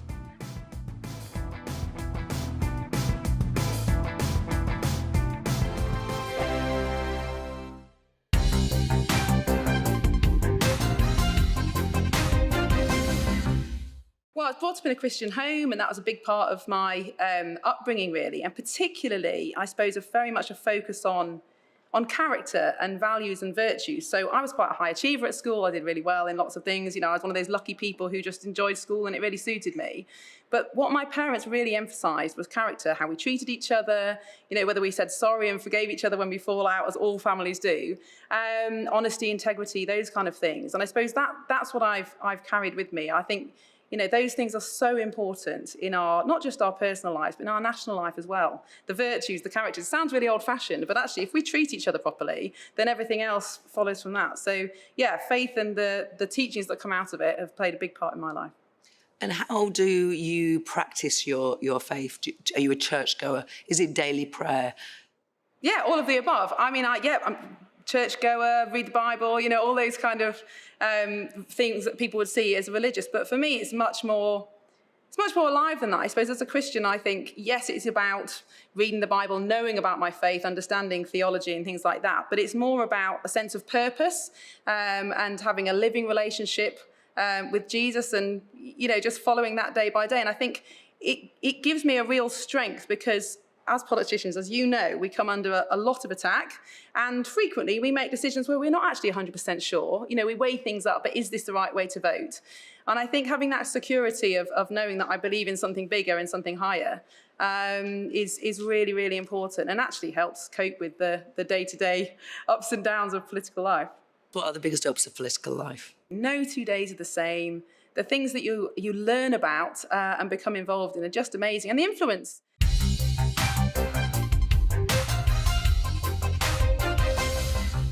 I'm Andrew Doyle. Join me at 7 o'clock every Sunday night for Free Speech Nation, the show where I tackle the week's biggest stories in politics and current affairs with the help of my 2 comedian panellists and a variety of special guests. Free Speech Nation, Sunday nights from 7 on GB News, the People's Channel, Britain's news channel. Join us every night on GB News at 11 p.m. for Headliners, which is 3 top comedians going through the next day's news stories, which is exactly what you need, because when the establishment has gone crazy, you need some craziness to make sense of it. So join us 11 p.m. every night on GB News, the People's Channel, Britain's news channel. Now then, Lee Anderson here.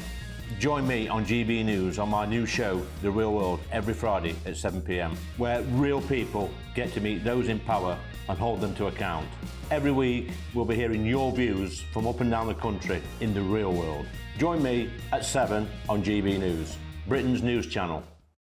Every Sunday from 11, join Michael Portillo. There'll be topical discussion, looking at the week before and the week to come. So kick back and relax at 11 a.m. on Sundays on GB News with me, Michael Portillo. GB News, the People's Channel, Britain's news channel.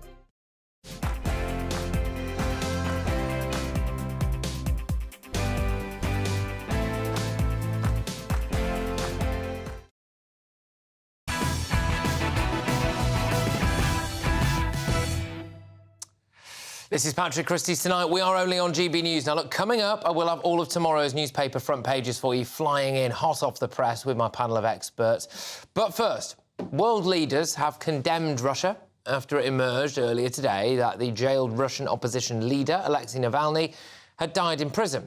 His death has prompted this reaction in London. Protesters gathering, calling for Vladimir Putin to be held accountable for Navalny's death. There's quite a lot of this. It's literally taking place right now, actually, as we speak. Putin's outspoken critic was, of course, in a Russian jail cell since 2021 on charges widely regarded to be politically motivated. Reacting to the news, Navalny's wife urged the international community to unite to defeat Putin and his regime. Well, I am joined now by the Russian historian and former KGB man, Alexander Vasilyev. Alexander, thank you very much for joining me. Do you think Putin killed Navalny? No, I don't. Here's the thing. Navalny died just a few hours ago. It happened today. No one knows anything about it. But the anti-Putin campaign started immediately. Now it's in full swing. No one knows anything. How about waiting for some solid evidence? How about investigating stuff? Look, the thing is that Putin is president of Russia. It happened on his watch. It doesn't look good for him. But whether, I doubt very much that he's behind this death. The thing is that when we don't have any solid evidence, the only thing we can do is to speculate. Are we likely to get any solid evidence, though, out of Putin's Russia? At least some journalists could try to talk to some people to investigate it. But if we speculate, I'm trying to put myself in Putin's shoes. And I can't see the point of killing Navalny, because it doesn't change anything. Navalny is safe for Putin, was safe in prison. I mean, he was serving a huge term. He was serving 19 years for creating an extremist community and 9 years for fraud, right? So he would stay in prison for a very long time. And his death doesn't mean anything. There had already been an assassination attempt, though, hadn't there, on Navalny? And he had to be resuscitated. You mean the poisoning? Yeah. Yes. Many people believe that he wasn't actually poisoned. I do believe that he was poisoned, but again, I'm not sure whether Putin was behind it. Here's the thing. Who do you think, can I just ask, who do you think would be behind this stuff if it wasn't Putin? Because I know a lot of people in this country were incredibly scarred by the Salisbury incident, and, to be honest with you, it does appear that there are quite a lot of Russians who accidentally fall off balconies around the Chelsea area every now and again, OK? And I think people are incredibly sceptical when it comes to Putin.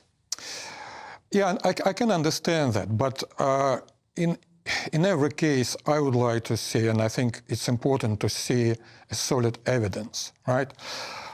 I can tell you, since you mentioned the poisoning of Navalny, I can tell you, you may know there is this famous video, Kudryavtsev video, when Navalny talked on the phone to an FSB officer, and that guy, name is Kudryavtsev, he didn't recognize Navalny, and he was talking to him thinking that he was talking to top security Russian official.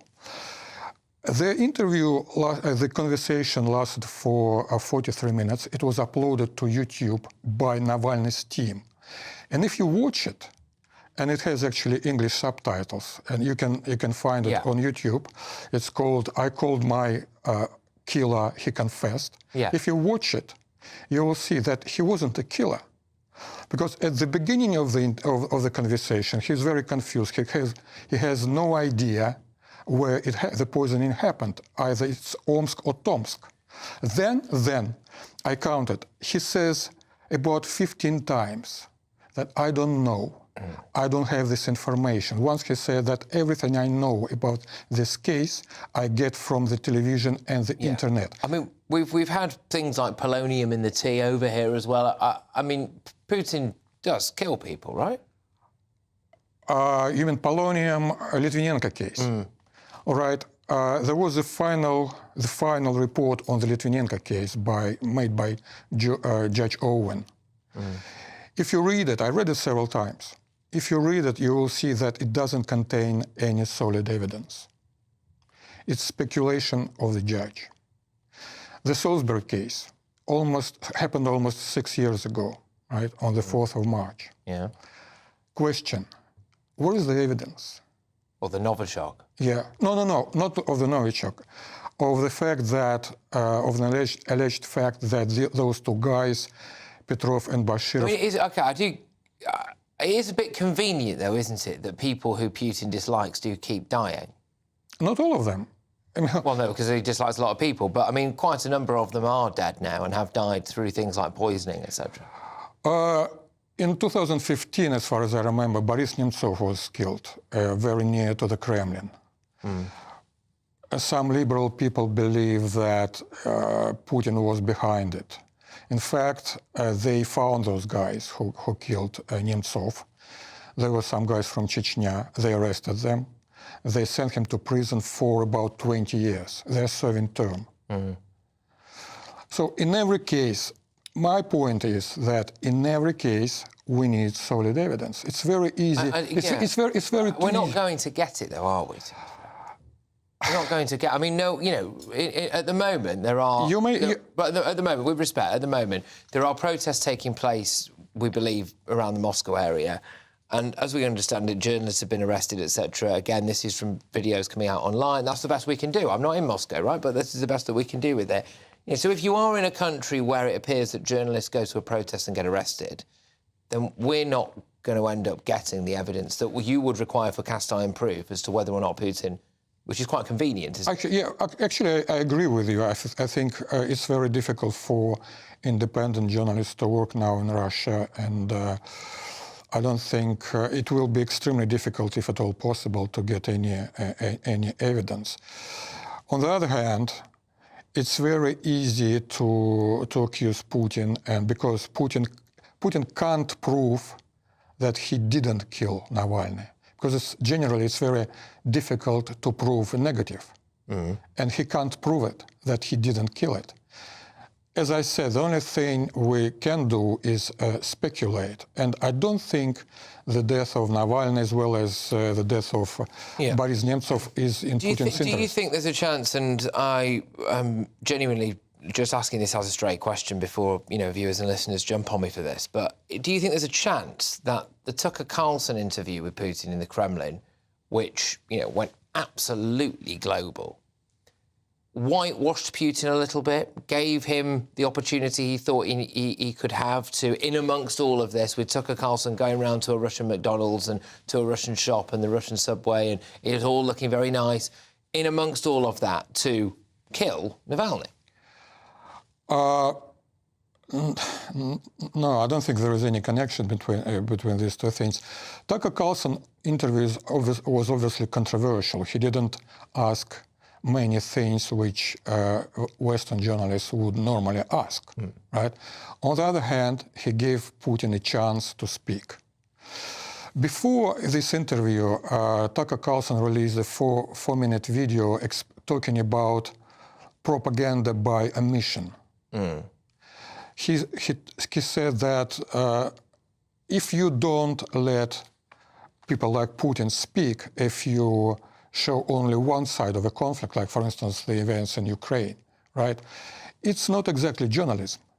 It's propaganda by omission. So what he did, he gave Putin a chance to speak. With respect, then, by that token, you know, been told that you had some former links with the KGB. When you were there, then, were you ever asked about assassinating anyone? Was No. this ever anything that ever came up? Were you any of your colleagues? And I'm asking that because I think that, you know, that is the proper question that people wanted to know. Yeah. Thing is that actually I know exactly how Putin was trained because I was trained at the same time at the same place in mid-1980s.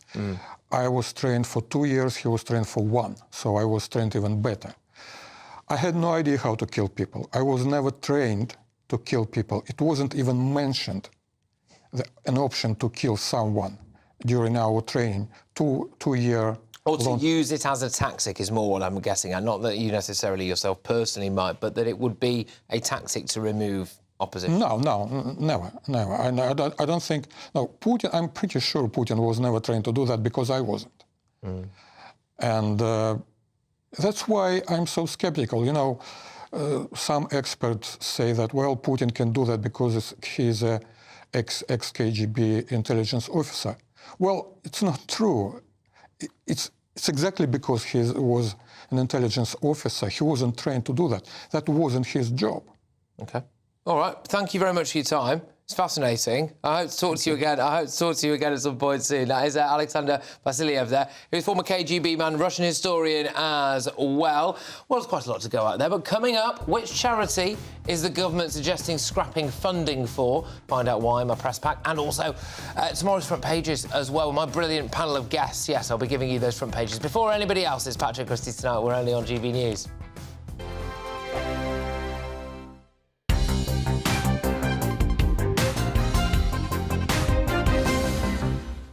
Kevin Brennan, your mum was a dinner lady, your dad was a steel worker, you ended up doing PPE at Oxford. That's quite a journey. How did you make it? Well, it was quite strange, actually, because I wasn't predicted to do that brilliantly at school when I did my A-levels. I went to a Catholic comprehensive school in Wales, and my dad actually got me a job in the summer down at the steelworks when the results came out, and it was my turn to go to the canteen and get some sandwiches, and I phoned up the school, and they said, you've got 3 A's in your A-levels, and I was hoping for a B and 2 C's, I think, or something like that to get into university. And I said, yeah, that's right, 3 A-levels, I'm doing 3 A-levels. I said, no, you've got 3 grade A's. So this actually happened. I went back to the gang, we were working out on site in the steelworks, and they said, how did you get on? And they said, well, they said I got 3 grade A's. And one of them said, you ought to go to Oxford. And that was the first time anybody had ever said that to me. And that's absolutely true. I was sort of, 18 years old. And I thought to myself, well, why shouldn't I? If I've done that, where I come from. So that's when I applied, after I'd left school and got in. So it was, not the typical route, shall we say, for how it happens. And Oxford, still a lot of private school kids at Oxford. But when you went, it would have been pretty overwhelming. Yeah, the majority were from private schools. And so it was culturally, quite interesting. I did have, I think, temporary, they call it, there's a name for it these days, imposter syndrome, I suppose they call it these days. But I did for a kind of a short while think, did they get it wrong, my results? Or, how did I get here and so on? But actually, I also had that thought, if I could get here, then I deserve to be here. Join us every night on GB News at 11 p.m. for Headliners, which is 3 top comedians going through the next day's news stories, which is exactly what you need, because when the establishment has gone crazy, you need some craziness to make sense of it. So join us 11 p.m. every night on GB News, the People's Channel, Britain's news channel. Now then, Lee Anderson here. Join me on GB News on my new show, The Real World, every Friday at 7 p.m, where real people get to meet those in power and hold them to account. Every week, we'll be hearing your views from up and down the country in the real world. Join me at 7 on GB News, Britain's news channel. Every Sunday from 11, join Michael Portillo. There'll be topical discussion, looking at the week before and the week to come. So kick back and relax at 11 a.m. on Sundays on GB News with me, Michael Portillo. GB News, the People's Channel, Britain's news channel.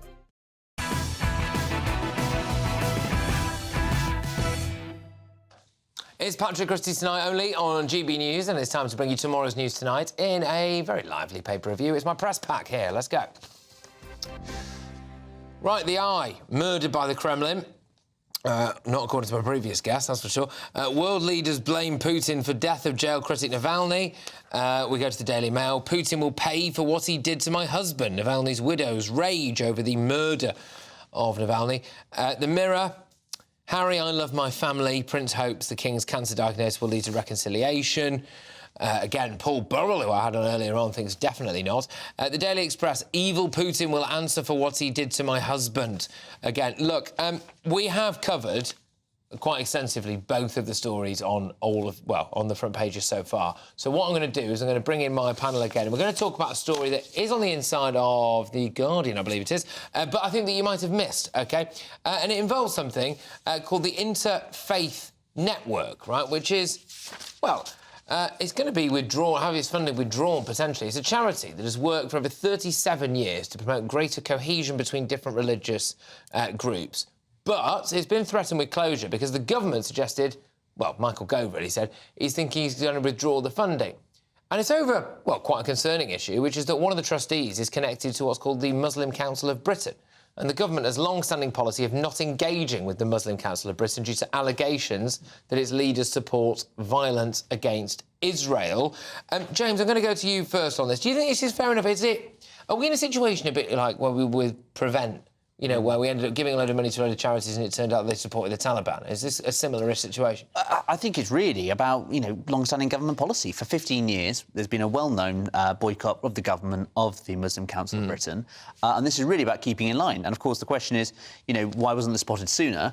And I suppose the wider issue is around the Conservatives and the government funding groups which are sometimes in breach of government policy or going against government aims. I'm not saying that's necessarily in this case, but obviously anything with links to the MCB ought to be fully investigated. And so I think, it's right that Michael Gove is looking at the funding of this. Yeah, I think there is a concern amongst wider society that maybe aspects of that society have been infiltrated by people who have quite radical fundamentalist Islamic views. Now, obviously, all of that is denied in this particular article. Joanna, are you concerned about that?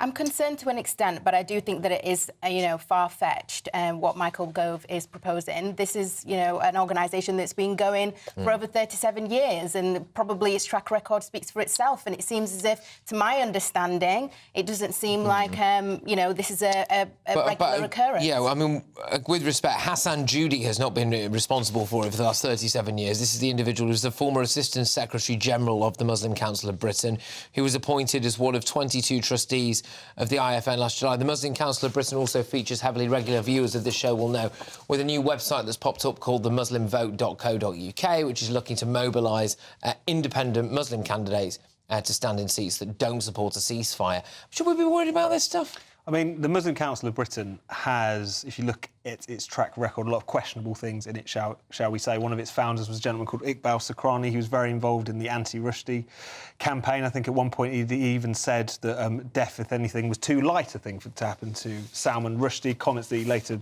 distanced himself from. But the problem is that even though, as James was saying, over the course of the past 15 years, the British government has maintained not doing business with the MCB, which we should say has had a procession of leaders since then.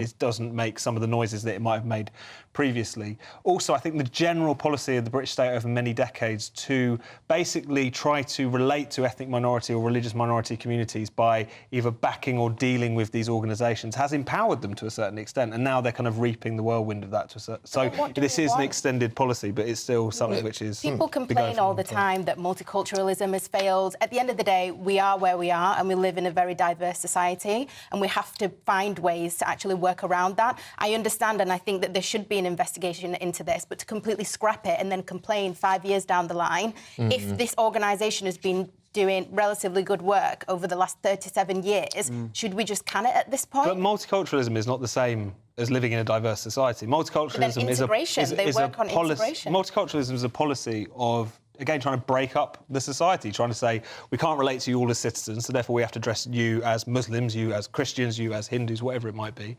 And it's a policy that has failed, not least because it can often lead to the empowerment of particular groups and saying you are the authentic voice of this group when groups like the MCB are anything but. This organisation works on greater cohesion, so it's about the integration as well. So we can't have it both ways. I do think that this should be investigated and this is very serious, but to just throw it in the bin after 37 years... Well, I mean, it's also the fact it's been 7 months since that happened, and I'm surprised it's taken this long to come as an issue. Yeah. I think there's also an issue around what they call sock puppetry here, which is when effectively an organisation is funded by the government and it lobbies purely to get more government funding. I was struck by a line in this article where it says the IFN receives almost 2/3 of its annual funding from the government. Yeah. So I think, how independent is this of the government? Well, and we've been burnt before, haven't we, with stuff like this? You know, we have had a situation where we were giving a heck of a lot of funding to various different aspects of the Prevent scheme, and then, you know, lo and behold, when the Taliban roll back into Kabul, it turned out quite a few of them were rather happy about that. And you think, well, if you've been tasked with de-radicalising kids, then maybe we shouldn't have been paying for that. I just think, you know, this is taxpayers' money coming in. You have to have such strict levels of checks, due diligence, etc. And if you're failing that, that's why the money gets withdrawn. Yeah, I think there is a huge amount, because I, for one, am very glad that the government is looking at this, all right? I'm not... no one, as it currently stands, apart from a handful of people, know exactly enough about this case to know categorically whether or not this funding should be withdrawn. But I think there is a huge amount of concern about that at the moment, especially when, you know, for quite a while we have people, you know, police officers telling us that, you know, jihad has many different meanings, and then a few weeks later we banned that group as a terror group, like most other countries had done, you know, whether or not they previously had taken some advice from the Labour leader Keir Starmer. But coming up, what ingenious hack have families been using to save money for funerals? Yes, find out when I reveal some more front pages. And I will be crowning my Greatest Britain and Union jackass as well. This is Patrick Christys tonight. We're only on GB News.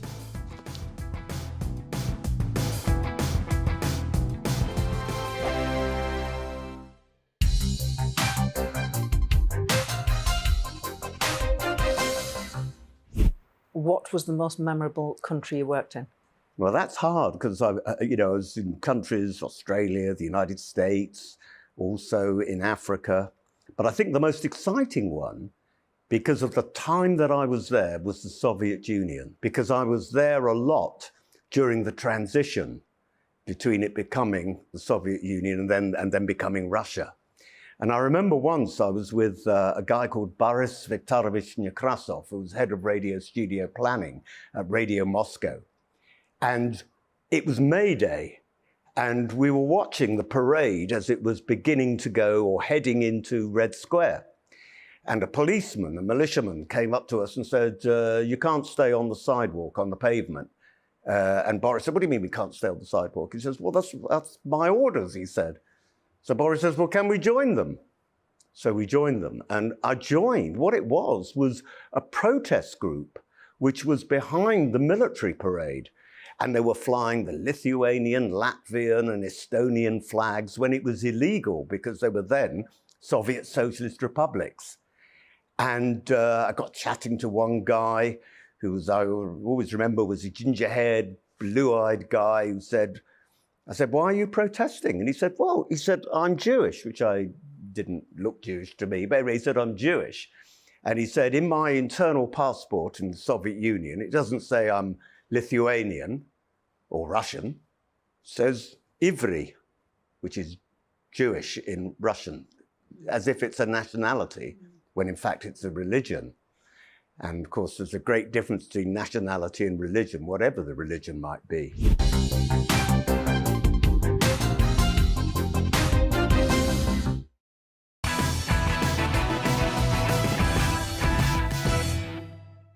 OK, I've got some more front pages for you now. Let's do it. The Times. Harry seeks royal return to heal rift with father. The picture story there is, of course, of Navalny. There's also another picture there of Keir Starmer looking like he's about to headbutt you. And it says, who is the real Keir Starmer? By his wife and friends. So, you know, unvarnished, obviously. The Telegraph. Putin must pay for Navalny murder. Checks on foreign dentists in NHS to be dropped to ease the crisis. You know, arguably just another example of how do we solve this problem? Let's import more people. The Guardian, global outrage as Putin blamed for Navalny death. OK, so look, obviously, again, very similar theme here on all of the front pages, topics that we have discussed at length over the course of the show, which is why... Yes, I'm joined by our press pack again, political correspondent at The Spectator, James Heal, social commentator, Joanna Jarju, and editor of Spiked Online, Tom Slater, although not necessarily in that particular order. And it's a story that, well, I just thought was interesting, all right? I'm keen to get your views on this. So it's emerged that families are battling the spiral cost of living crisis, and they are buying used funeral flowers and tributes on second-hand online marketplaces like Vinted and eBay. So it comes after a bombshell new report that the cost of an average funeral has skyrocketed from £1,800 in 2004 to just over £4,000 today. So, James, what do you make of this? So savvy shoppers are going on Vinted, apparently, in these websites and buying up old funeral flowers to use at their funeral, second-hand funeral. Yeah, I mean, not to get too Davey on this, but, you know, I'm not going to disappear from the conversation, but I want a bit of sitting on the fence, which is that it is savvy shopping if you get the consent of the person who's died, I'd say. You know, I mean, personally, I'm happy to say for my family, they want to reuse any flowers, etc., get a bit of a bargain. They normally say that with organs, mate. They don't say it with flowers. No, I'm happy to. You know, if they're willing to shell out for that, put a bit more money behind the bar by selling it on afterwards, I'm very, very happy to give that, and I can say that to my family now watching this. Look, I think that clearly there's issues around, you know, sort of cost of living, etc., which are more serious. But on this point, I think, you know, fair play. If you can get someone else to buy flowers second-hand, good on you. You've got to be... it's got to be incredible timing, hasn't it? You know, you sort of think, what are the chances of that, eh? I feel like it needs its own app, you know, that's actually attuned to this so you can kind of line up your dates, get it all perfectly in line. Because otherwise, as you say, like... What are the chances? That it's going to get posted in time. But also, what about boggles. a loaning system? You know, sort of like hire purchase kind of thing. Like, you got it for 6 hours, got to give it back, etc. One person loaning it out. I think there's a whole different market in this. I'm the only person who thinks this is grim. I think it's so disgusting. grim. And I'm really superstitious. I would not want somebody else's. I feel like it's bad vibes. Well, they're dead anyway. I suppose both people involved here are already dead. No, I know. Still, I just think that I'd also like to rest in peace. Thank you. Yeah. We don't know where the vibes have been. But I do think that it's sad. Obviously, don't laugh. It's not funny. I actually think that it's really, really grim. And I feel bad for the people that might have to do this. When I first read this story, I thought it was somehow related to Valentine. I thought, oh, my God, who's buying these flowers out of a funeral home or something like that? But, you know, it's just for one purpose, single use. It is also better than just nicking them, to be honest, you know. Because if it's got something like Dad, but, you know, if someone's got, like, a really unusual name, it's like, what were the chances, seriously, that this person was going to die?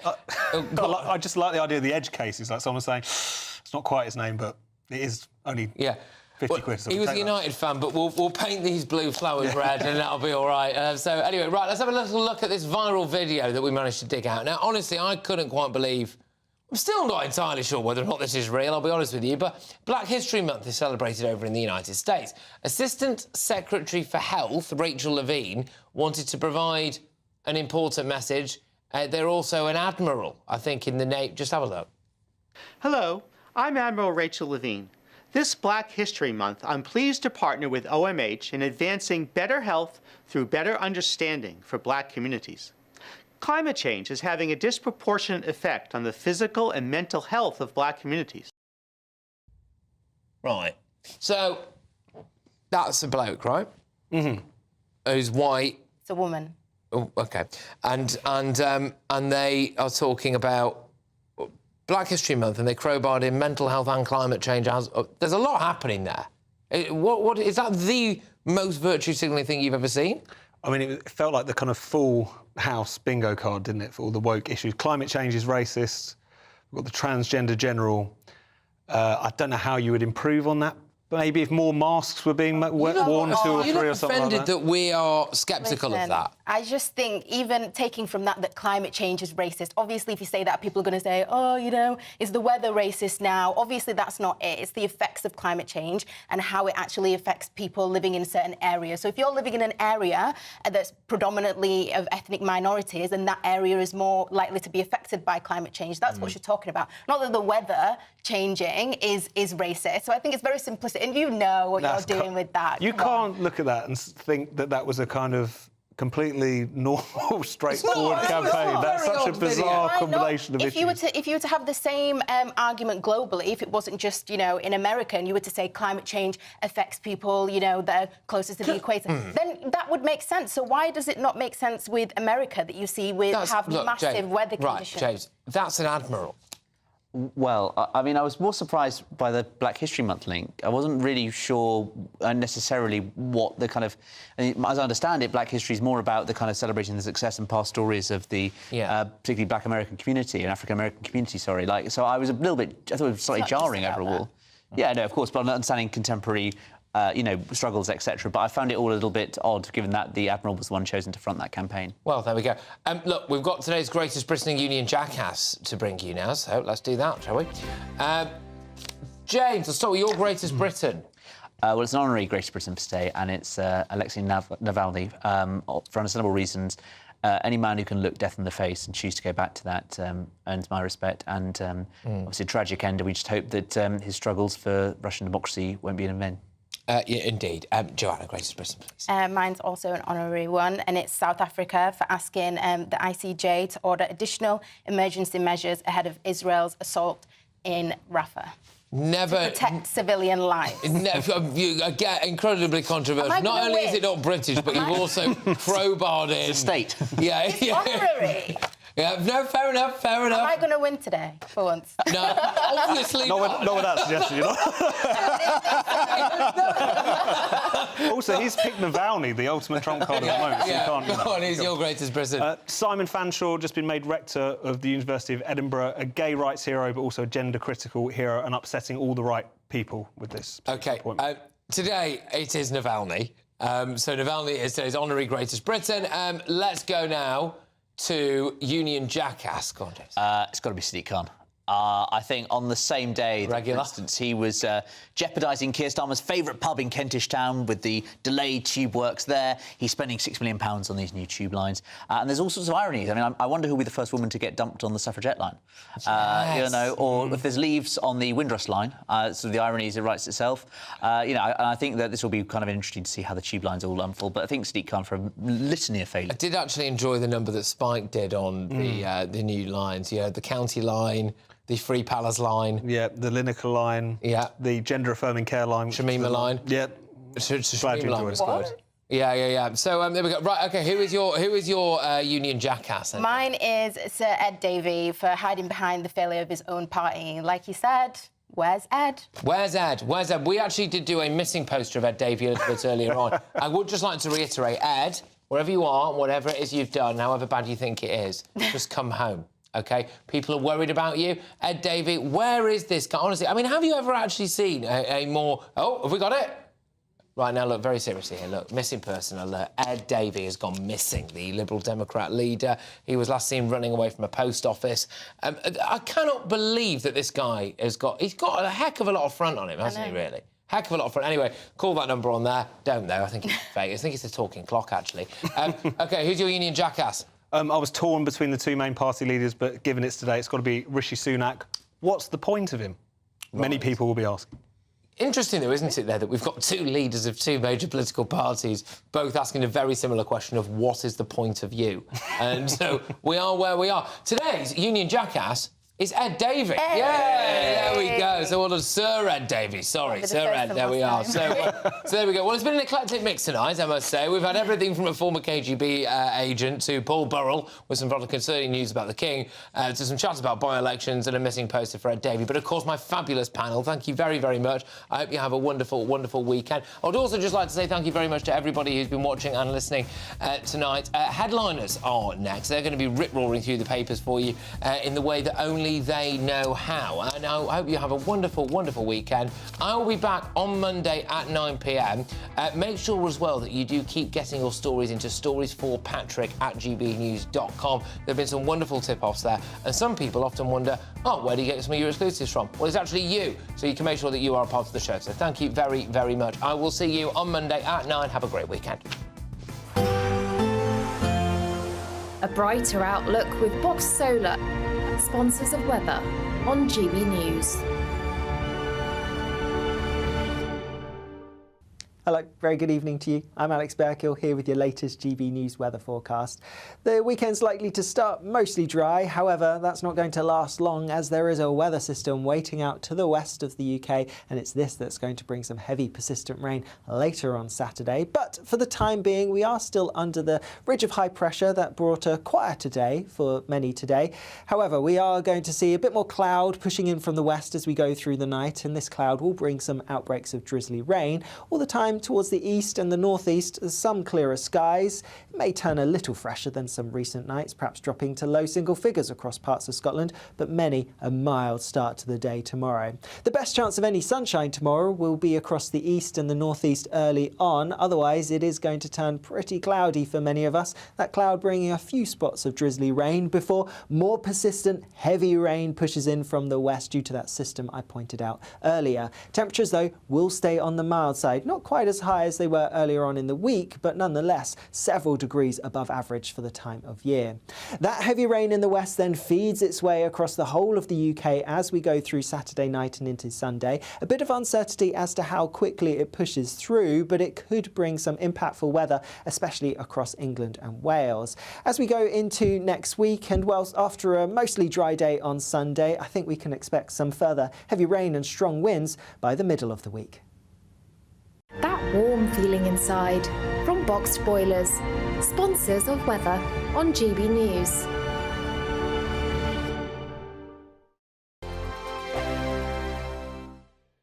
Wake up to the headlines with Headliners every morning at 5 a.m. We treat you to the day's biggest stories before anyone else, 7 days a week. You can catch up on everything you need to know before you've even had your kippers.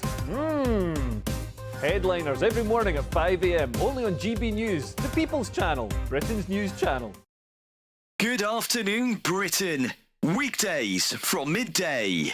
Chris, what is the preferred way in which the police go about their business at the moment? There's these two strands of thinking: evidence-based policing versus bobbies on the beat. It's very, very difficult. The problem that police have got, basically, is that they're too thinly spread, and it's too much is expected of them. There's a long list, isn't it? Every month we hear police need to do more about this, police need to do more about that, and police do their best. They're overwhelmed with bureaucracy. I mean, when I was a young PC, if I took a shoplifter in, then I'd be in and out within an hour. You take a shoplifter in now, and you're doomed for the rest of your shift for 6 or 7 hours dealing with the bureaucracy. Police want to get back in those communities because community policing is really the core of policing. But such are the demands on their time at the moment, and the bureaucracy, and the fact that they are struggling now to retain experienced officers. People are hemorrhaging out of the police, and new recruits coming in haven't got that experience, and there's a good chance they may not stay anyway. So there's all sorts of problems. And for the Home Secretary to glibly say he wants more done, frankly, clearly shows he's got no understanding of the pressure police are under, and of course the constant criticism that they face across the board. Very rarely do you actually hear of police officers getting praised for acts of bravery or acts of compassion. So there's a problem with morale in the police force, and clearly a problem with the Home Secretary, who needs to get out there and talk to officers on the front line who frankly are struggling. And last night, of course, was a graphic example. Every Sunday from 11, join Michael Portillo. There will be topical discussion looking at the week before and the week to come. So kick back and relax at 11 a.m. on Sundays on GB News with me, Michael Portillo. GB News, the People's Channel, Britain's news channel. When the news happens, it happens here. And really important breaking news. Breaking news this morning. On TV, radio and online, the news starts here on Britain's Newsroom. All the biggest stories and the answers that you need from across the UK and beyond. Join Britain's Newsroom from 9:30 on GB News. The People's Channel, Britain's news channel.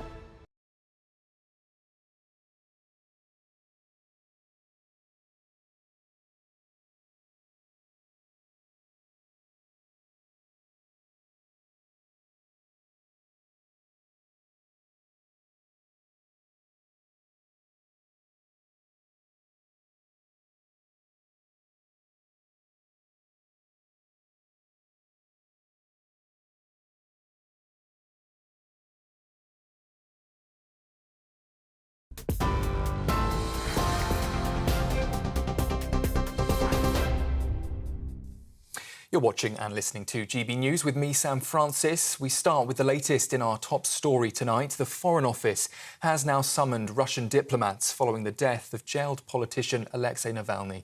It comes as protesters have been gathered outside the Russian embassy in London, calling for Vladimir Putin to be held accountable for his death. Earlier, a Russia expert told media it is likely that the opposition leader was killed ahead of the country's election next month to crush dissent. Navalny's wife, Yulia, has told the Munich Security Conference the death of her husband will not go unpunished. So far, the UK, the US and the EU have now all blamed the Russian president for Navalny's death. In other news today, we've heard that 2 men have been arrested after a group of migrants were discovered in the back of a lorry. Unconfirmed reports suggest it was a freezer van. Sussex police say one suspect is being held for people smuggling and the other for illegally entering the UK. Ambulances, police and Border Force have been at the scene in Newhaven throughout the day today. 6 people have been taken to hospital, but we understand no deaths have been reported. And news coming to us from New York in the last few hours that Donald Trump has been ordered to pay $354.9 million, that's around £280 million, in penalties for what the judge called fraudulently inflating his net worth to dupe lenders. He's also been banned from running any business in New York for the next 3 years. Trump, though, has denied any wrongdoing and has called the case political vendetta. This latest case comes as the former president appears to be cruising to the Republican nomination, despite multiple other legal battles. We expect he will appeal today's ruling. Here in the UK, the BBC has said that it has been alerted to anti-Semitic behaviour by some of its staff. In a note sent by the Director General, Tim Davie, he said there is no place at the BBC for what he called racist abuse of any kind. It follows multiple complaints about the BBC's reporting on the Israel-Hamas war and comes after a contestant on The Apprentice made controversial remarks on social media about that conflict. One former BBC director said it shows a significant failure from management to tackle racism. Royal news, and Prince Harry has hinted at a possible reconciliation with his father after the King's cancer diagnosis. In an interview with the Good Morning America programme in the US, he said he loved his family and was grateful for the time he spent with his father on a short visit to the UK last week. The Duke and Duchess of Sussex, that's Meghan, are currently in Canada at a winter sports training camp to mark a year to go until the Invictus Games. And finally, in a statement on social media tonight, 6-time Olympic champion Sir Chris Hoy has revealed he's been battling cancer since last year after he said he felt forced to share the news. The 47-year-old, who's currently undergoing chemotherapy, says he's grateful for the support he's received from medical professionals. Despite the unexplained diagnosis, Sir Chris also says he's staying optimistic, continuing to live a normal life, and he's looking forward to the upcoming Paris Olympics. For the latest stories, you can sign up to GB News Alerts by scanning the QR code on your screen, or of course go to our website gbnews.com/alerts.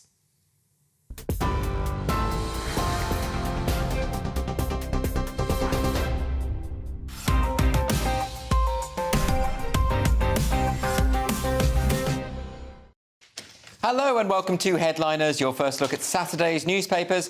I'm Andrew Doyle. Tonight I'm joined by 2 top-tier comedians, Louis Schaefer and Nick Dixon.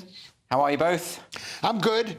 I just got back from the Cotswolds. I brought you a present. What present? I brought you a present, a bit of Gloucester cheese. Grumps. Well, Gloucester cheese. Gloucester is not in the Cotswolds. I mean, my geography isn't great, but I know that much. But the